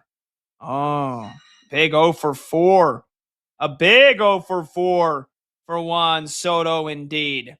Struck out looking in the bottom of the 8th and bounced into that double play in the bottom of the 5th. Anyway, Team USA in the championship game tomorrow night. They await the winner of Italy and Venezuela. Right now, it's going to the top of the 7th. Italy still clinging to a slim 2-1 lead. We could get a rematch. The undefeated Italians versus Team USA. I got to be honest. I'm a big Irish American. We got St. Patty's Day tomorrow. We're going to talk a little St. Patty's Day coming up here. I'm half Italian American as well. I'm a little conflicted here. I'm a little conflicted. I got to be honest. I want Team USA to win it, but man, the Italians drinking espresso after they hit home runs. That's pretty damn cool, man. Nobody gave this team a shot. USA! Nobody gave this team a shot. Before producer Brandon Combs starts playing the Homer Simpson USA, let me remind you that there are Americans that are playing for Italy. So what do you say to Aaron Nola? What do you say to Vinny Pasquantino? Are you going to be mad at them if they beat Team USA tomorrow? If Italy holds on and wins? USA! Okay. All right, fair enough. So there you go. Italy leads Venezuela 2-1. Quick update on the NBA games here. The Hawks and the Magic, that was a big anticipated one. Those two teams were riding a combined 16-game win streak going into this one. It was never really close. The Atlanta Hawks trounced the Magic 124-112 How about Nickeil Alexander-Walker? 41 points. He hit 9 threes. That guy has been a revelation this year. Again, he was coming off the bench for the Minnesota Timberwolves over the last couple of seasons. He had a couple of games last year in the playoffs where he lit it up. But his season average with the Minnesota Timberwolves over the last 3 years was 8.5 points per game. He's averaging over 20 points per game this season, and the Atlanta Hawks have now won 10 freaking games in a row. Would you believe it? Get rid of Trae Young and play like one of the best teams in the NBA. There's your formula for winning. Also, Jalen Johnson, another triple-double. 24, 15, and 13. Guy is a machine. He's an absolute machine. Paolo Banchero struggled big time for the Magic. 18 points, but he went just 3 for 13 from the field. So the Hawks, on a night that was supposed to be Magic City night, and the NBA rightfully shut it down, they had Magic City. The Magic where it was at the expense of the Magic. There's something in there. I've been working on that for 2 hours. I still can't think of something good. Steve Kerr got his 600th win. The Warriors roll over the pathetic Wizards, 125-117. Still no Steph Curry, but Kristaps Porzingis, he scored 30 points. And then right now, Celtics trying to hold off the Phoenix Suns, who have given them everything they can handle. Phoenix actually led in this game earlier in the fourth quarter. The Celtics lead it right now, 118-112. And Devin Booker's got a 40-burger for the Suns. Jaylen Brown's got 41 points. Here's the thing. He's taken 21 free throws. There's a guy that complained the other day about flopping and foul baiting. He's taken 21 free throws tonight. I don't want to hear from Jaylen Brown about foul baiting or flopping. I don't. And then they've just finished the first quarter in Houston. Lakers lead the Rockets 29-28. That's another good one. Luka Doncic, 16 points in the first quarter. My God, he has been on a tear lately. Okay. So there you go. There's a couple of score updates for you. Before we get to hot or cold, let's get back to the phone calls here. 310-840-4910. Our guy Ross in New Jersey next up on BetMGM tonight here on Westwood One Sports with Pat Boyle. Ross, go ahead, man. You got it, dude. What's going on, Pat? How you doing, man? Best time of the year we got right now. Yes, sir. We talked a lot of brackets earlier in the show, but we're circling back here. Let's go. Hit me with it, man. So I got a first-round upset for you. I got a semi-Cinderella Sweet 16, and I got a Final Four surprise. Start off first round. Hopefully Brad Evans isn't hearing me right now because I got it's a little personal thing for me. I had I had Arizona winning the whole thing in 2023. I got first-rounded by Princeton. I had Auburn winning the whole thing in 2024. I got first-rounded by Yale. So this year I got Penn knocking off the old ILL. I hope Brad's not listening right now, but that's kind of a little bit of PTSD with me being a mush. I feel like ever since those 2 years, I got to ride with the Ivy League every year, at least in first round. So I got Penn beating Illinois. Wow. And here's the thing. Ross, I love that, by the way. The Ivy League, they've been awesome the last couple of years.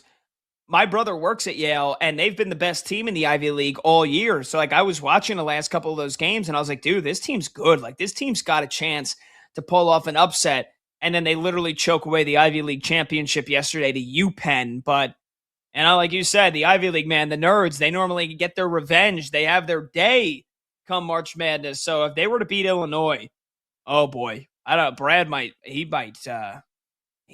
not be able to recover from that one.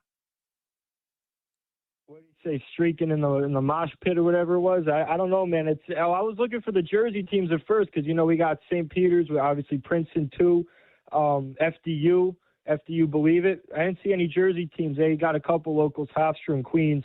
My Seton Hall Pirates didn't make the dance either, but I felt like I got to go with the Ivy. You got to go with an upset somewhere, so that's my upset spot. I'm big on the Miami, Ohio train. Just like you, bro, I got them making the Sweet 16. It's always the weird thing when I fill these upset tens. I wish they let you pick the first four, because if you ever pick one of those 11s, or better yet, if you ever, God forbid, pick a 16 over a 1 in those first four games, it always looks kind of wonky when you're picking the team/team to kind of make a run. Obviously, we saw UCLA do it a couple years ago, made the Final Four run. They were first four in. But I got Miami, Ohio making a little bit of a run. I just feel like everybody's getting on them as of late. I feel like, it's a typical house money spot. Everybody's, kind of preying on their downfall, and they kind of got all the give in the world to kind of prove people wrong, especially after the UMass game. And then really quick, my Final Four. I got UConn, Houston, Michigan, and my surprise, I got Arkansas 2-2-4-1. I got Michigan beating UConn in the Natty. Wow, Michigan beating UConn in the Natty.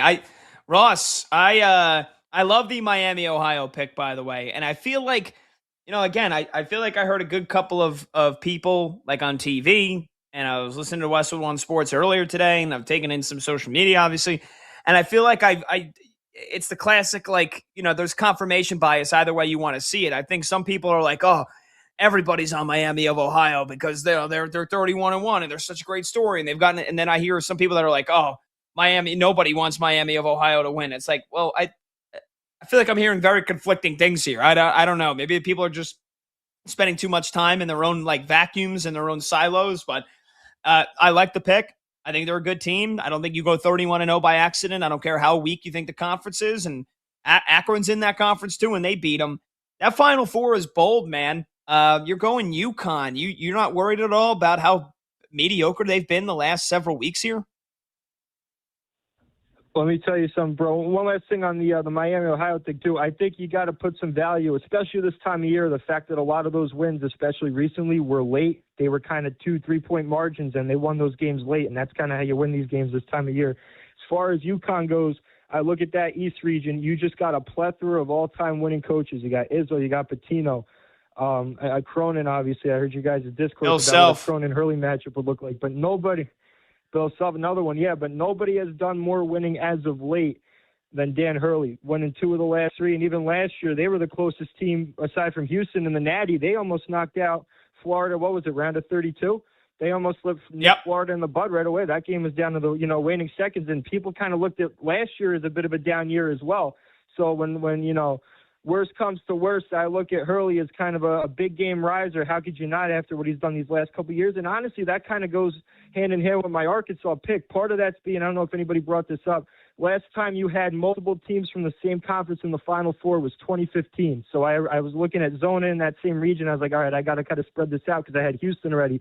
So I figured Calipari kind of did it last year, was as chalked as last year was kind of the lone upset, beating St. John's in a 2-10, and obviously Patino, Coach Cal, big coach matchup there as well. But these are 2 coaches, and kind of going back to Hurley to put a ball on all of this, Hurley elevates his game more than anybody in these recent years, and I feel like when you still got Caravan, you kind of got guys from the good old days as far as 3 years ago, and even got more recent guys like Demery and Solo Ballman. I feel like when it's all said and done, they'll piece it together and they'll at least get to the Natty, but I think Dusty May takes care of business. All right. Hey, Ross, I appreciate the phone call, brother. Good stuff as always, man. So I got here's a problem I have. I think Wisconsin is so damn good. And I love John Blackwell and Nick Boyd, the way they've played. Brad and I have been raving about Wisconsin for weeks now. The ability to shoot the 3 with Rapp and Bieliauskas, and the guard play that they get from those 2 guys that scored, they can combine for 60 points like it's nothing. I think that's a big problem for Arkansas. I do. And Acuff is great. I just think Arkansas has been so up and down. And every year you can pick and say, well, this team just won their conference championship. They're red hot. St. John's did that last year and lost in the second round. There's teams that do win their conference championship, and they go on a freaking run. NC State a couple of years ago is an 11 seed. So you could cherry pick either way. Arkansas did just win the SEC title game. But I think Wisconsin's better than them. And even if I'm wrong, even if Arkansas gets there and they beat Arizona, Arizona's my team I got winning the national championship. We'll see. I could be either I'm going to be wrong or you're going to be wrong. Maybe both of us will be wrong. Maybe Arkansas loses to Hawaii. Maybe Wisconsin beats Arizona. I love Wisconsin. It took everything in me to not pick them over Arizona. If they were going up against any other 1 seed, I probably would have said, screw it. It's a freaking bracket. Who cares if I get it wrong? Because if I get it right, I'm going to look awesome. I'm going to feel awesome that I've been talking about Wisconsin for weeks, and I picked them. But I think Arizona's the best team in the country. And I think if they were going up against any other 1 seed, they could beat them. I think Arizona beats them. I think Arkansas, they're too soft on the inside. I don't think they rebound well enough. I think they gave Ole Miss way too many second chances. An Ole Miss team that was playing their 4th game in 4 days. And they needed, was it double overtime? Double overtime to put them away? Just 1 overtime. They nearly needed double. And again, I don't want to get too into recency bias. I mean, they gave up a $111 against Florida. Some of their losses, giving up 95 to Auburn, 94 to Houston. Like, they just disappear defensively because they can't rebound the basketball. So I worry about Arkansas. But hey, it's a trendy pick. Maybe it's not a trendy pick. It's a good pick. It's a ballsy pick. I'll give you that much. And then with UConn, I've just watched this team play. At first, we felt like they were playing with their food. You know, when UConn, over the last couple of weeks here, when they struggled to beat Georgetown, when they struggled to beat Providence at home, when they struggled to beat Georgetown again, when they struggled to beat Seton Hall, then they blew out St. John's. Or before that, they lost to St. John's, excuse me. Then they lose at home to Creighton.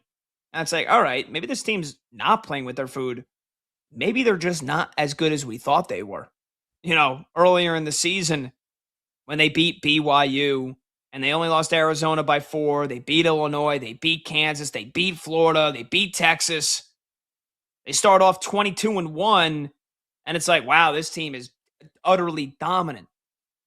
But then, you know, solo ball, struggling to score. Alex Caravan not becoming that next UConn hero like we've seen here over the last couple of years. Some of the great players to put on the Husky uniform and then turn into NBA players. You know, just 2 years ago, like a Cam Spencer, like a Tristan Newton, like a Donovan Clingan, like a Stephon Castle. Like all those guys are in the NBA right now. I don't know if anybody on this team is going to be in the NBA. At least not the way they've played this year. Like they're not playing with a lot of confidence. And even then, and I feel like I'm like, all right, I guess I'll believe in UConn one more time. I guess I'll put on the fell for it again ribbon and, you know, staple it to my chest here. And then they'll get beat by UCLA in the second round. And I will say to myself, I saw that coming a mile away. But I don't know. I do think UConn gets to the Elite Eight. I don't think they could beat Duke. But if Duke is shorthanded, if they're missing their starting point guard Caleb Foster, if they're missing their starting center Patton Gungba, if UConn can find themselves in that game, then maybe they do have a chance to pull it off. I just don't feel good about them. I can't wipe the taste off my tongue of how average they've been for the last month and a half. That's the beauty of March. Sometimes you could be average for weeks. All you need to do is get hot for 6-7 games. But I like your Final Four picks. I like them. My one big upset, I said it before with Brad. The 1-13 seed or higher that I've got winning is Troy. I'm picking them in my bracket to beat Nebraska. I don't know. Let me just pull up last year's bracket, because did we even have a single 3 or 4 seed lose? I don't believe we did. In Auburn's region, it was 1-9, 5-4, 6-3, 10-2, with New Mexico beating Marquette. Duke's region last year was 1-9, 5-4, 6-3, 7-2. Florida's region was 1-8, 12-4. Colorado State beat Memphis. I remember that game. 3-11. Drake beat Missouri. Okay. And Arkansas, St. John's, 10-2. Arkansas beat Kansas. And then in Houston's region, it was 1-8, 12-4, 6-3, 7-2 with McNeese beating Clemson. So there was 1 11 seed and 2 12 seeds. And those were the biggest quote unquote upsets that we got last year. I hope we get more than that this season. I hope we don't get a chalky tournament. It feels like we're trending that way, but I hope not. Okay. Quick update here on the World Baseball Classic. Venezuela has not only tied it, they have taken the lead. Ronald Acuna Jr. beats out an infield single with 2 outs in the 7th. And then Michael Garcia with an RBI single. And then Luis Ariz with an RBI single. The Italy bullpen was the thing that you worried about if you have been watching this tournament. And the Italian bullpen has once again imploded. Implodado for the Italians. Not very good. And I don't think that's a word. I just made it up. Imploded in Italian. I don't know. Venezuela's got the lead. We'll come back. We'll give you an update. And we'll do hot or cold with producer Brandon Combs. And more of your phone calls at 310-840-4910. We've got more folks that want to talk about new baseball rules. We got folks that want to talk about upsets in the first round. So we'll get to more of your phone calls when we return. I'm Pat Boyle. This is BetMGM tonight on Westwood One Sports.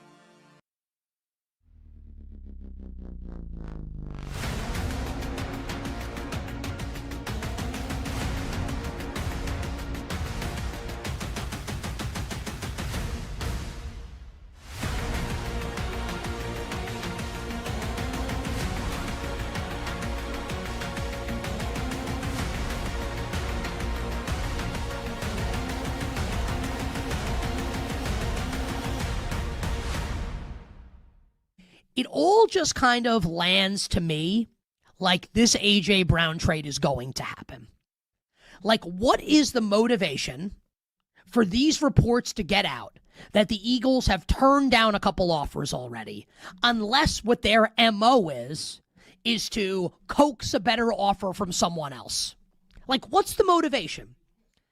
If it were just like if they really weren't interested, it would just be like the Eagles are not trading A.J. Brown. That's not what the reporting is. The reporting is that they've listened to offers and they've turned those offers down, with the implication being, again, let's all deductive reasoning 101, that a better offer, maybe they'd listen. I know this is a sensitive point for a lot of people, and that people are convinced that A.J. Brown's coming back. You know that I think he shouldn't, and I think that whether it's right, wrong, or indifferent, you got to do one of two things. You get rid of the quarterback, Jalen Hurts, or you get rid of A.J. Brown. And you're never firing the quarterback who's Super Bowl MVP. It's never going to happen, which means A.J. Brown's got to go. And everything that's happened over the course of the last, let's call it 4 or 5 days with the Philadelphia Eagles leads me to believe this is a matter of when and not if. A matter of when and not if. Took me 2 tries, but I got that right. Again, it's Monday and it's March. My brain's on college basketball. Of when, not if, A.J. Brown gets traded from the Philadelphia Eagles.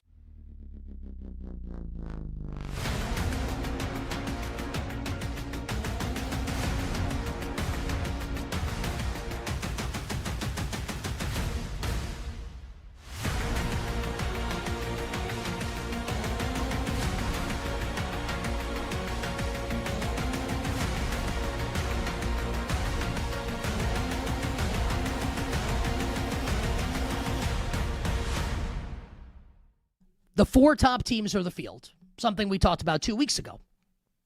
And anyone and everyone that chose the field in that scenario, so a team outside of Duke, Florida, Arizona, or Michigan to win the national championship, it felt like every single person, some mentioned Houston, everyone mentioned UConn as being the one team you would want to have outside of those 4.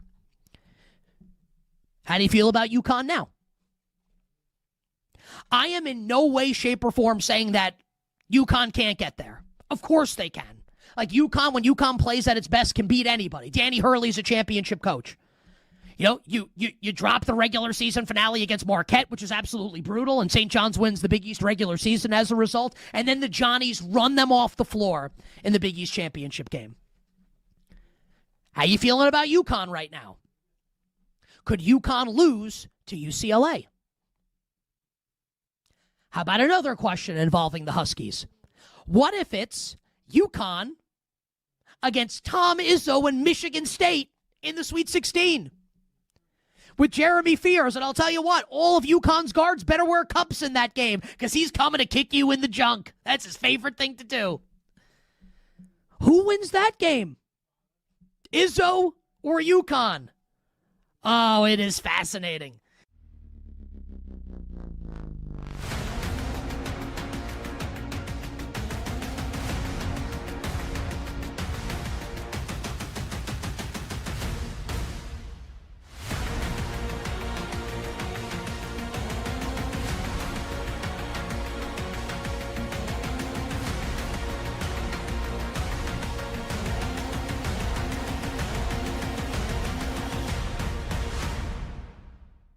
The old South Florida folks down there, if they can get by Louisville and that round one game, I don't think, and you want to talk to what, you know what, we'll go frauds here. You can get that Tom Izzo, Mr. March out of here. I think they're going out. Wouldn't even be surprised if North Dakota State gives a competitive game. I think South Florida gets past Louisville, gets past Michigan State, and maybe has a little bit of a chance there to make a run at the bottom of the bracket. At the top, I'm just going to go square with you. I think Duke runs it over. Johnny's, Kansas, maybe one of those two, can put a game together. But it's Duke for me, and it's going to be a Duke-South Florida matchup down there in the East. Duke gets through in the end.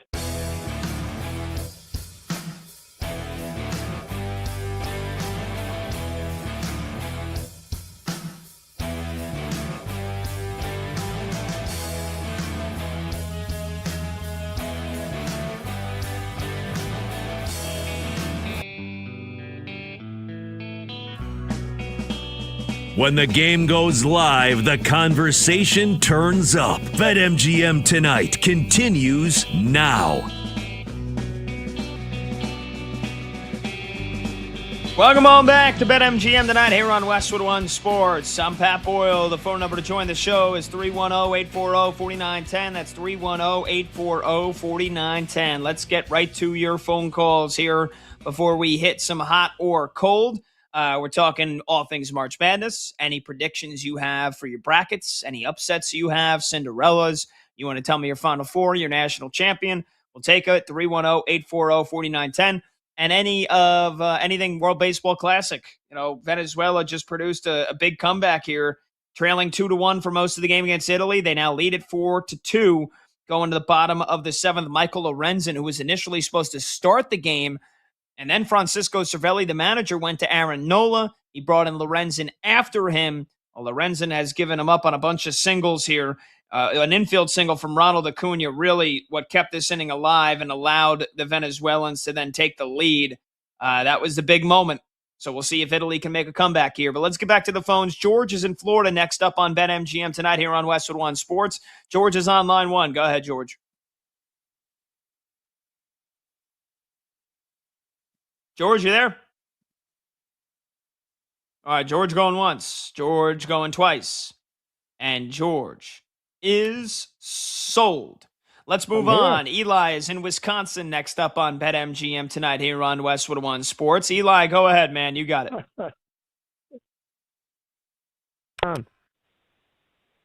Hey, what's going on? Hey, what's up, man? How are you? I usually good. How are you? Good. I usually pick too many upsets in the first round in previous years, but this year I think it's got a chance. Okay, so you think that last year all chalk, barely any upsets. You think we're back to the March Madness that we love so dearly, the chaos. What kind of upsets do you think are going to happen? I'm taking Hofstra, Troy. And I think SMU takes Miami of Ohio down. Well, that technically wouldn't be an upset. SMU is actually favored to win that game by 6 or 7 points, even though Miami of Ohio did only have that one loss. I like the Troy pick. I'm also picking Troy in my bracket. They're the one seed that is higher than a 12, any of 13 through 16. That's the one team that I've got. And then you like Hofstra over Alabama, and I don't blame you. Again, the big college basketball news of the day outside of all the brackets is obviously Alabama's second leading scorer, Aiden Holloway, arrested earlier today because of a felony drug charge, possession of marijuana, more than a pound, which is not good. And Nate Oates saying today, Alabama's head coach, they are preparing to play without him. So I like the Hofstra pick, and I'm right with you on the Troy pick. Okay, that's good stuff. Good stuff, Eli. I appreciate it, man. All righty. Let's get to some hot or cold here, shall we? It's already now the top of the 8th, so it looks like Italy went quiet in the bottom of the 7th. Let's get producer Brandon Combs here in the mix. Combs, talking World Baseball Classic, who would you rather the Team USA play? Do you want that rematch with the Italians? Do you want to be able to say you got the revenge? Or do you want to play Venezuela, even though they've got some big time pop in that lineup? Yeah, no, I mean, I definitely want my lickbacks against Italy. I mean, that was the first thing that I thought of when Team USA pulled it off last night. Was great. I really hope Italy wins this game because it'd be great to get those lickbacks. And I know a lot of people say, "Oh, that's why should you even have to get lickbacks against Italy?" Look, until tonight, which if Venezuela hangs on, I mean, there's still some baseball to be played here, but nobody's beaten Italy. Italy was a good squad. They've been playing some good ball throughout this tournament, and up until the 7th inning of this game, they were playing good ball tonight. So, I wanted that there, but also the same thing with Venezuela. Like it doesn't matter to me. USA is playing in this game either way. Whichever team we get, I hope US brings the bats tomorrow and just has one of those 12 to 15 run outbursts that we thought that they were going to have this entire tournament, and they really only had in the first game. Has Mark DeRosa named a manager for not manager? Well, maybe he should name a manager after the blunder from last week. Has he named a starting pitcher for tomorrow night? Yeah. Nolan McLean. Oh, that's right. That's right. Mets fans rejoice. Nolan McLean, after he stunk up the joint last week in the loss against Italy, he might have a chance to get a rematch. Yeah, shot at redemption for Nolan McLean. Yeah, going to the bottom of the 8th, you got DeCenzo, Caglione, and Fisher due up for Italy. 4-2, bottom 8, Venezuela leads. All right, let's start a little hot or cold here. Combs, what do you got for me? Yeah, let's stay right here with baseball. And the one thing that we talked about last week, and actually it was funny because Mark DeRosa mentioned it on Pat McAfee today, which I thought was really interesting. But the WBC will be played in place of the All-Star game every third season. Hot or cold? Do we have that sound? Should we hear that first? Should we hear that from Mark DeRosa? We do have the sound. I play right now. All right, go ahead. Funny, I was looking at the lineup card last night before we walked out, and just looking at it's the greatest collection of talent you'll ever see on a field at one time. Trying to win. Yeah, getting after it. I think eventually, Pat, this thing gets moved to the middle of the season, and you're getting guys at their best, right? Like all arms would be all the guys want to do it. And for whatever reason in their place in their career, whether they've been paid or not paid or agents or clubs, or I just think it gets, it gets tough for some guys to make the decision to be willing to put your heart in it, because once you get in the room, it becomes the most important thing to you. And it's hard to turn it off. So I think for the betterment of the health of the players and the growth of the game, at some point this needs to go to the middle of the season. And yeah, so you're asking me now if the World Baseball Classic will be played in place of the All-Star game every third season. I'll go hot. I mean, let's face it here. Four Nations face-off in the NHL was great. NBA All-Star game going Team World versus Team Europe. I think it was a better All-Star game than what we've seen the last couple of years. And Major League Baseball All-Star game, I know you love baseball, Combs, so you probably defend it even if they put, guys slinging their turds around there in the field. I think, Major League Baseball All-Star game, like the guys are throwing 96, 97 still. It's not like they're going up there and like tossing peanuts because they don't want to not get hurt. But you got guys playing for pride. You get like a little 2-week break from the baseball season, which I think could actually do some teams and do some players well, and you get this every 3 years, I think it would be phenomenal. I think it would be awesome. And on top of that, you get guys that you're not worried about them ramping up for the season in March. Hot. World Baseball Classic should be played and hopefully will be played in place of the All-Star game every third season. Yeah, and it's something that I had mentioned last week, too, is because I feel like this is just a much better tournament. If you're going to have Major League Baseball players playing in it, you should have it in the middle of the season, not in March when they're ramping up. You're seeing my worst fear happened on Saturday, and I tweeted at you, and I tweeted at Monty, and I tweeted at Brad, who all gave me crap when I said this. But then we see Seiya Suzuki sliding in a second, attempting a stolen base, and he comes up lame with a knee injury.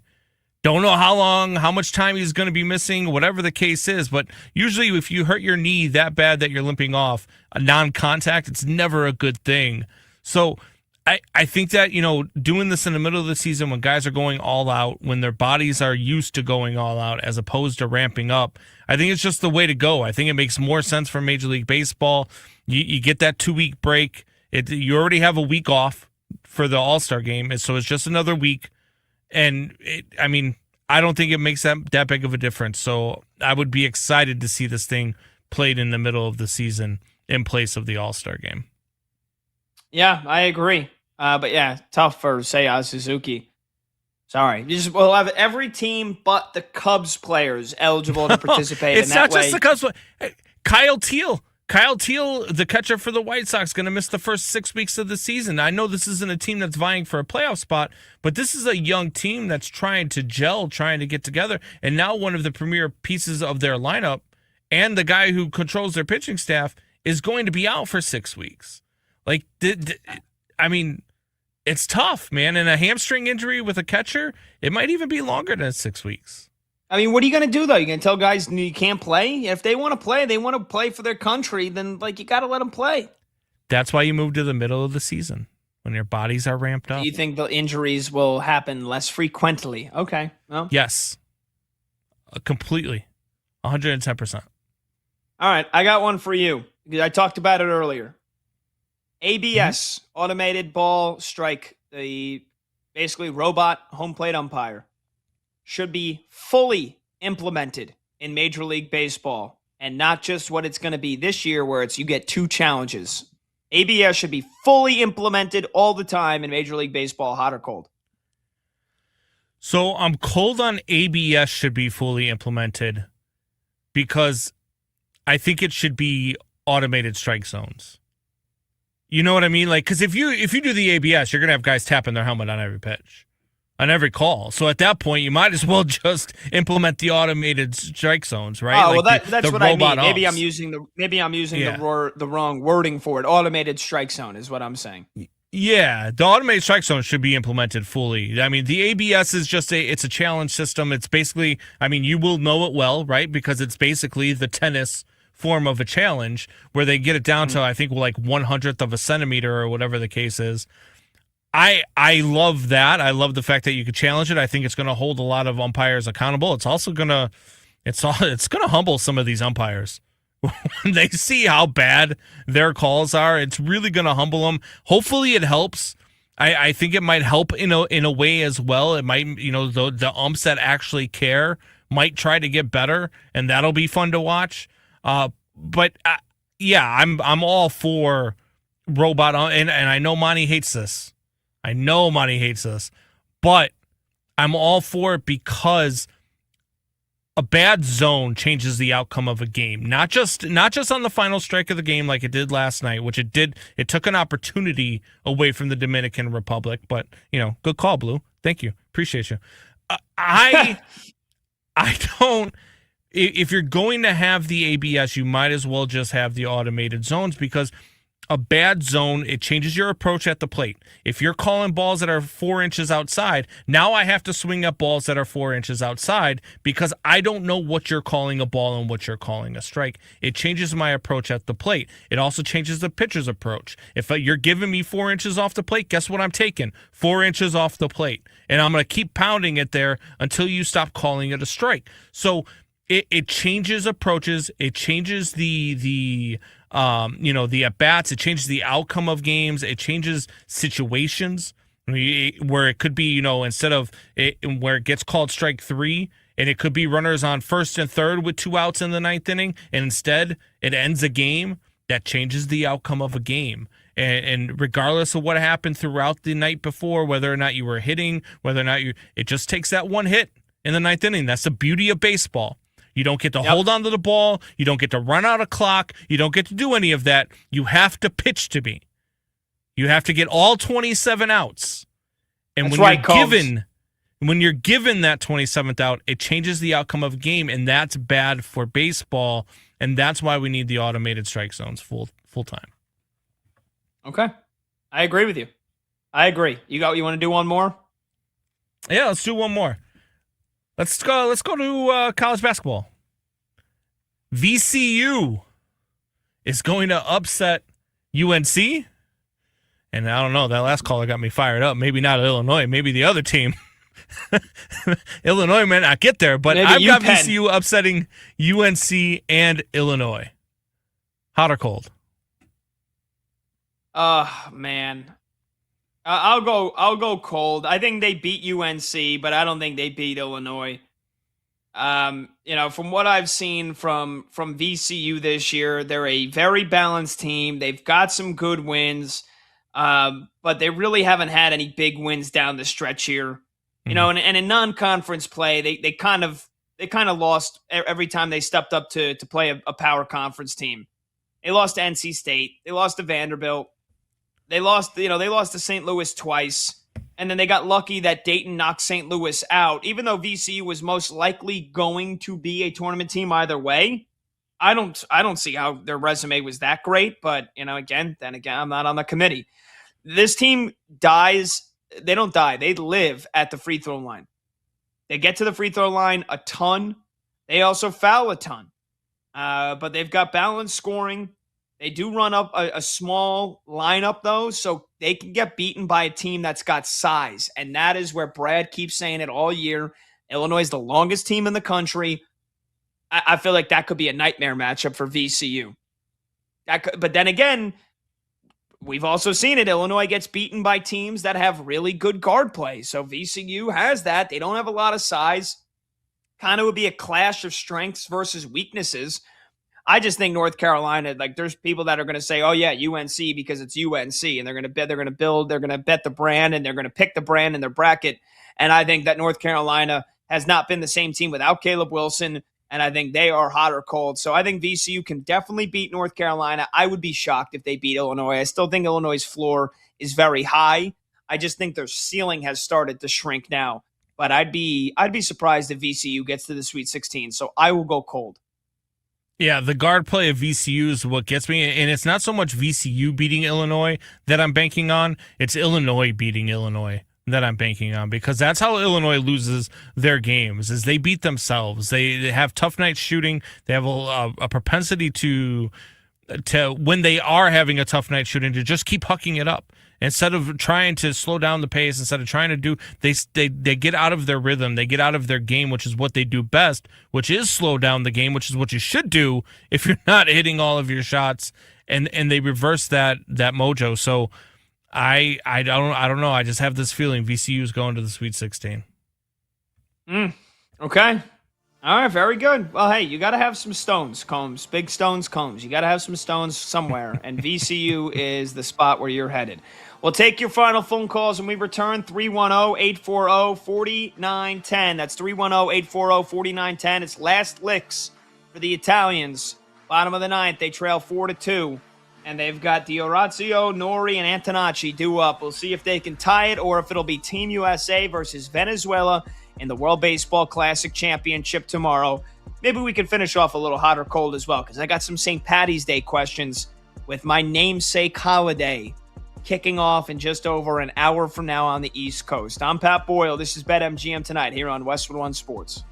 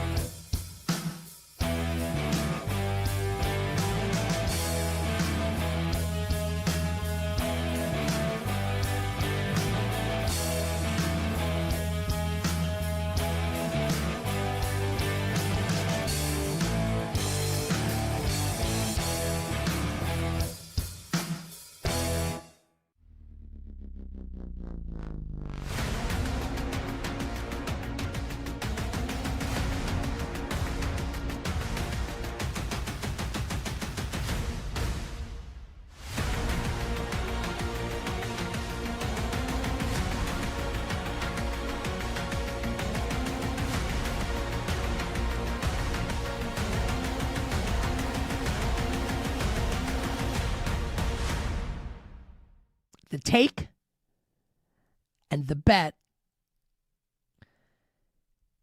is that Houston goes back to the Final Four. Is that Houston beats Illinois. And I'll say this about that matchup. Illinois' upside is to go to the Final Four. It absolutely is. And I'm not trying to discount the Illini. I trust Houston's defense more than I trust Illinois' defense. And if it's Houston against Florida, a national championship game rematch from last year, if we get that in the regional final, Houston's guard play, led by Kingston Flemings, who's going to be a top 10 pick in the NBA draft, I think could be enough to get the Cougs past the Gators this time. They would have rather had it last year in the national championship game. But yeah, if it's Houston against Florida, I think I'm going to like Houston. And God have mercy on my soul for that prediction. So I'm contemplating Houston to the Final Four out of the South.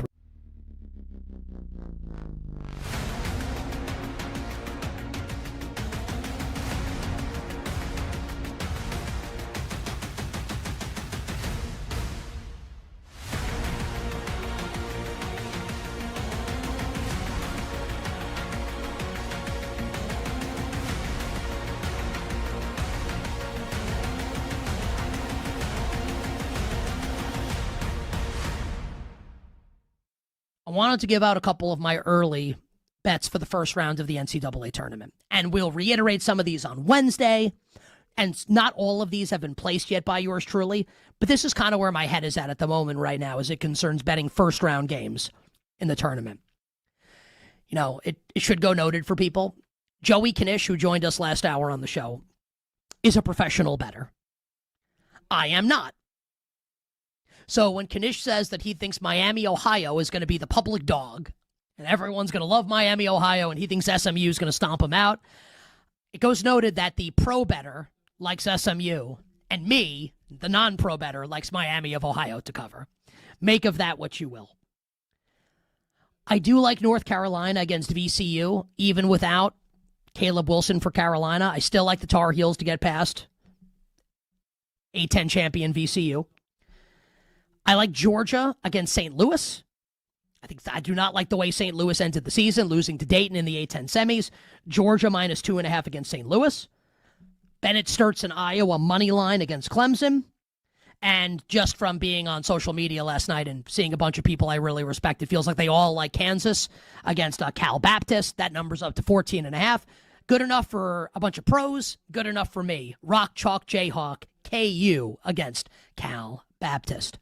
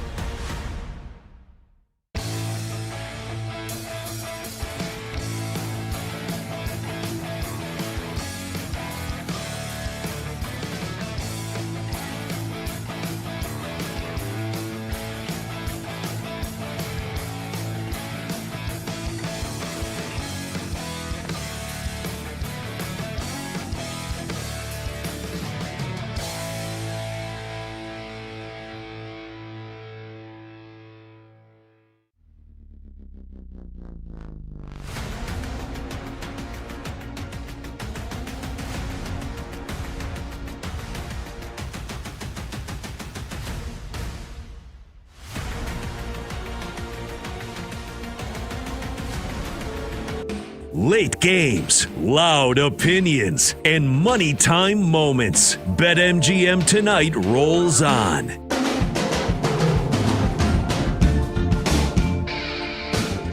Welcome on back. BetMGM Tonight, Westwood One Sports. I'm Pat Boyle. Last chance to get in on the phones here at 310-840-4910. That's 310-840-4910. The Italians down to their final out here. Bottom 9, 2 outs, and Daniel Palencia, the Cubs closer, is mowing them down. It's 4-2 in the bottom of the 9, and our video producer Monty was just saying it. I mean, he's not painting. He's kind of just throwing 100 miles an hour. Wherever it ends up, whether it's right down the middle or up in the zone or whatnot. But Italy cannot touch him.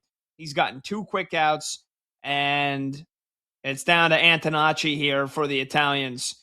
And if Daniel Palencia can close this thing out, it'll be Team USA versus Venezuela tomorrow. And it'll be Nolan McLean, the Mets' young, hot prospect. Not even a prospect anymore. We saw him pitch in the big leagues and pitch phenomenally.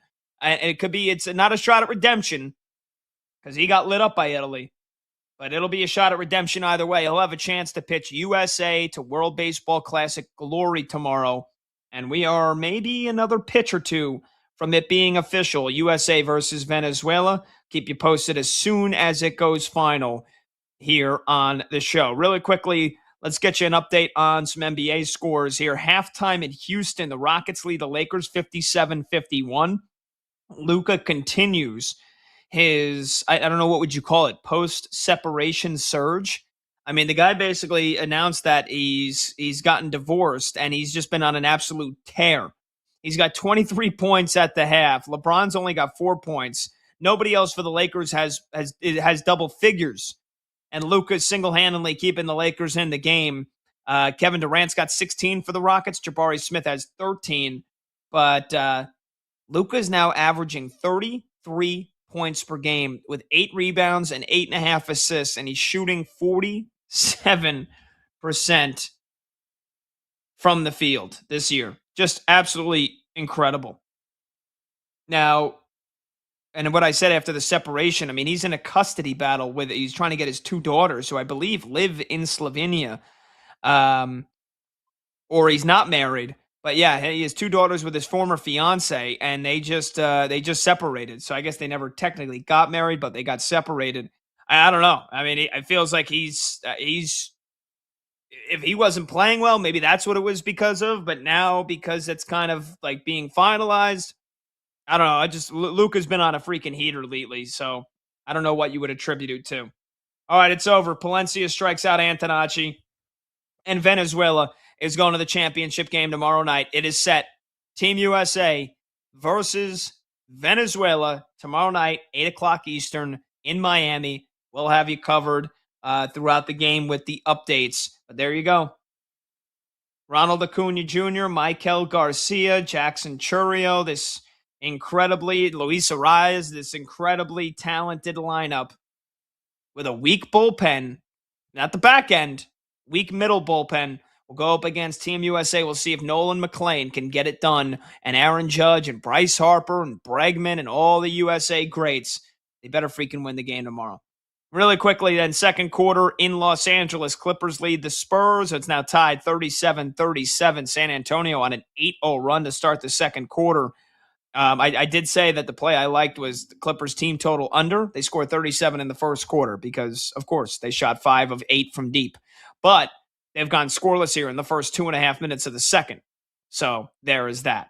All right, really quickly, I want to finish up with a little football here. Brad mentioned it earlier, my co-host Brad Evans, of course.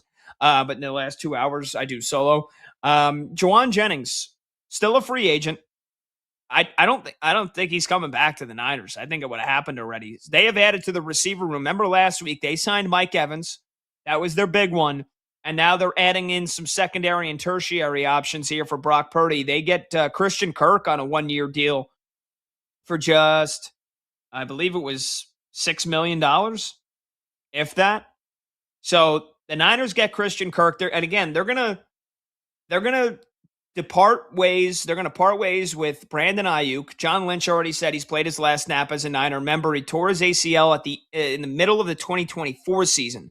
Then it seemed more and more likely he wasn't going to make a return midway through 2025. Then the Niners were trying to get some of his contract deferred because there was issues with him showing up to the training facility. And then finally they were like, you know what? We're done with him. He's not playing for us anymore. Very kind of weird ending. So They're moving on from Brandon Ayuk, and it looks like they're moving on from Juwan Jennings. Couldn't get a long-term deal done with him, and so they've now renovated. They've redone that wide receiver room. They bring in Mike Evans. They bring in Christian Kirk. Let's not forget, they still, of course, have George Kittle. And now the one big piece left on the 49, and they still have Ricky Pearsall, their young stud who they love, Demarcus Robinson, who played a big factor for them with all the injuries last year at the wide receiver position. And then, of course, it's Purdy and McCaffrey. The one big thing they've got to figure out is what they're doing with Trent Williams. Now, John Lynch spoke at the Combine and said he's optimistic about a new contract, but then we heard that maybe the Niners were fielding calls for trades for Trent Williams, their star left tackle, who I still believe is a top 3 left tackle in the game. They've got to get a contract extension done with him. You've added their 2 receivers here. You got Christian Kirk. It's a nice little deal for him. I don't think he's going to make a big difference, but at least you have more bodies. Get a deal done with Trent Williams. All right, that's it for us here. Thanks to the producer, Brandon Combs. Thanks to Monty. Thanks to Zach Kroll, Max Sheedy, Chloe Pratt, my co-host, Brad Evans. I'm Pat Boyle. We'll see you tomorrow night on BetMGM Tonight.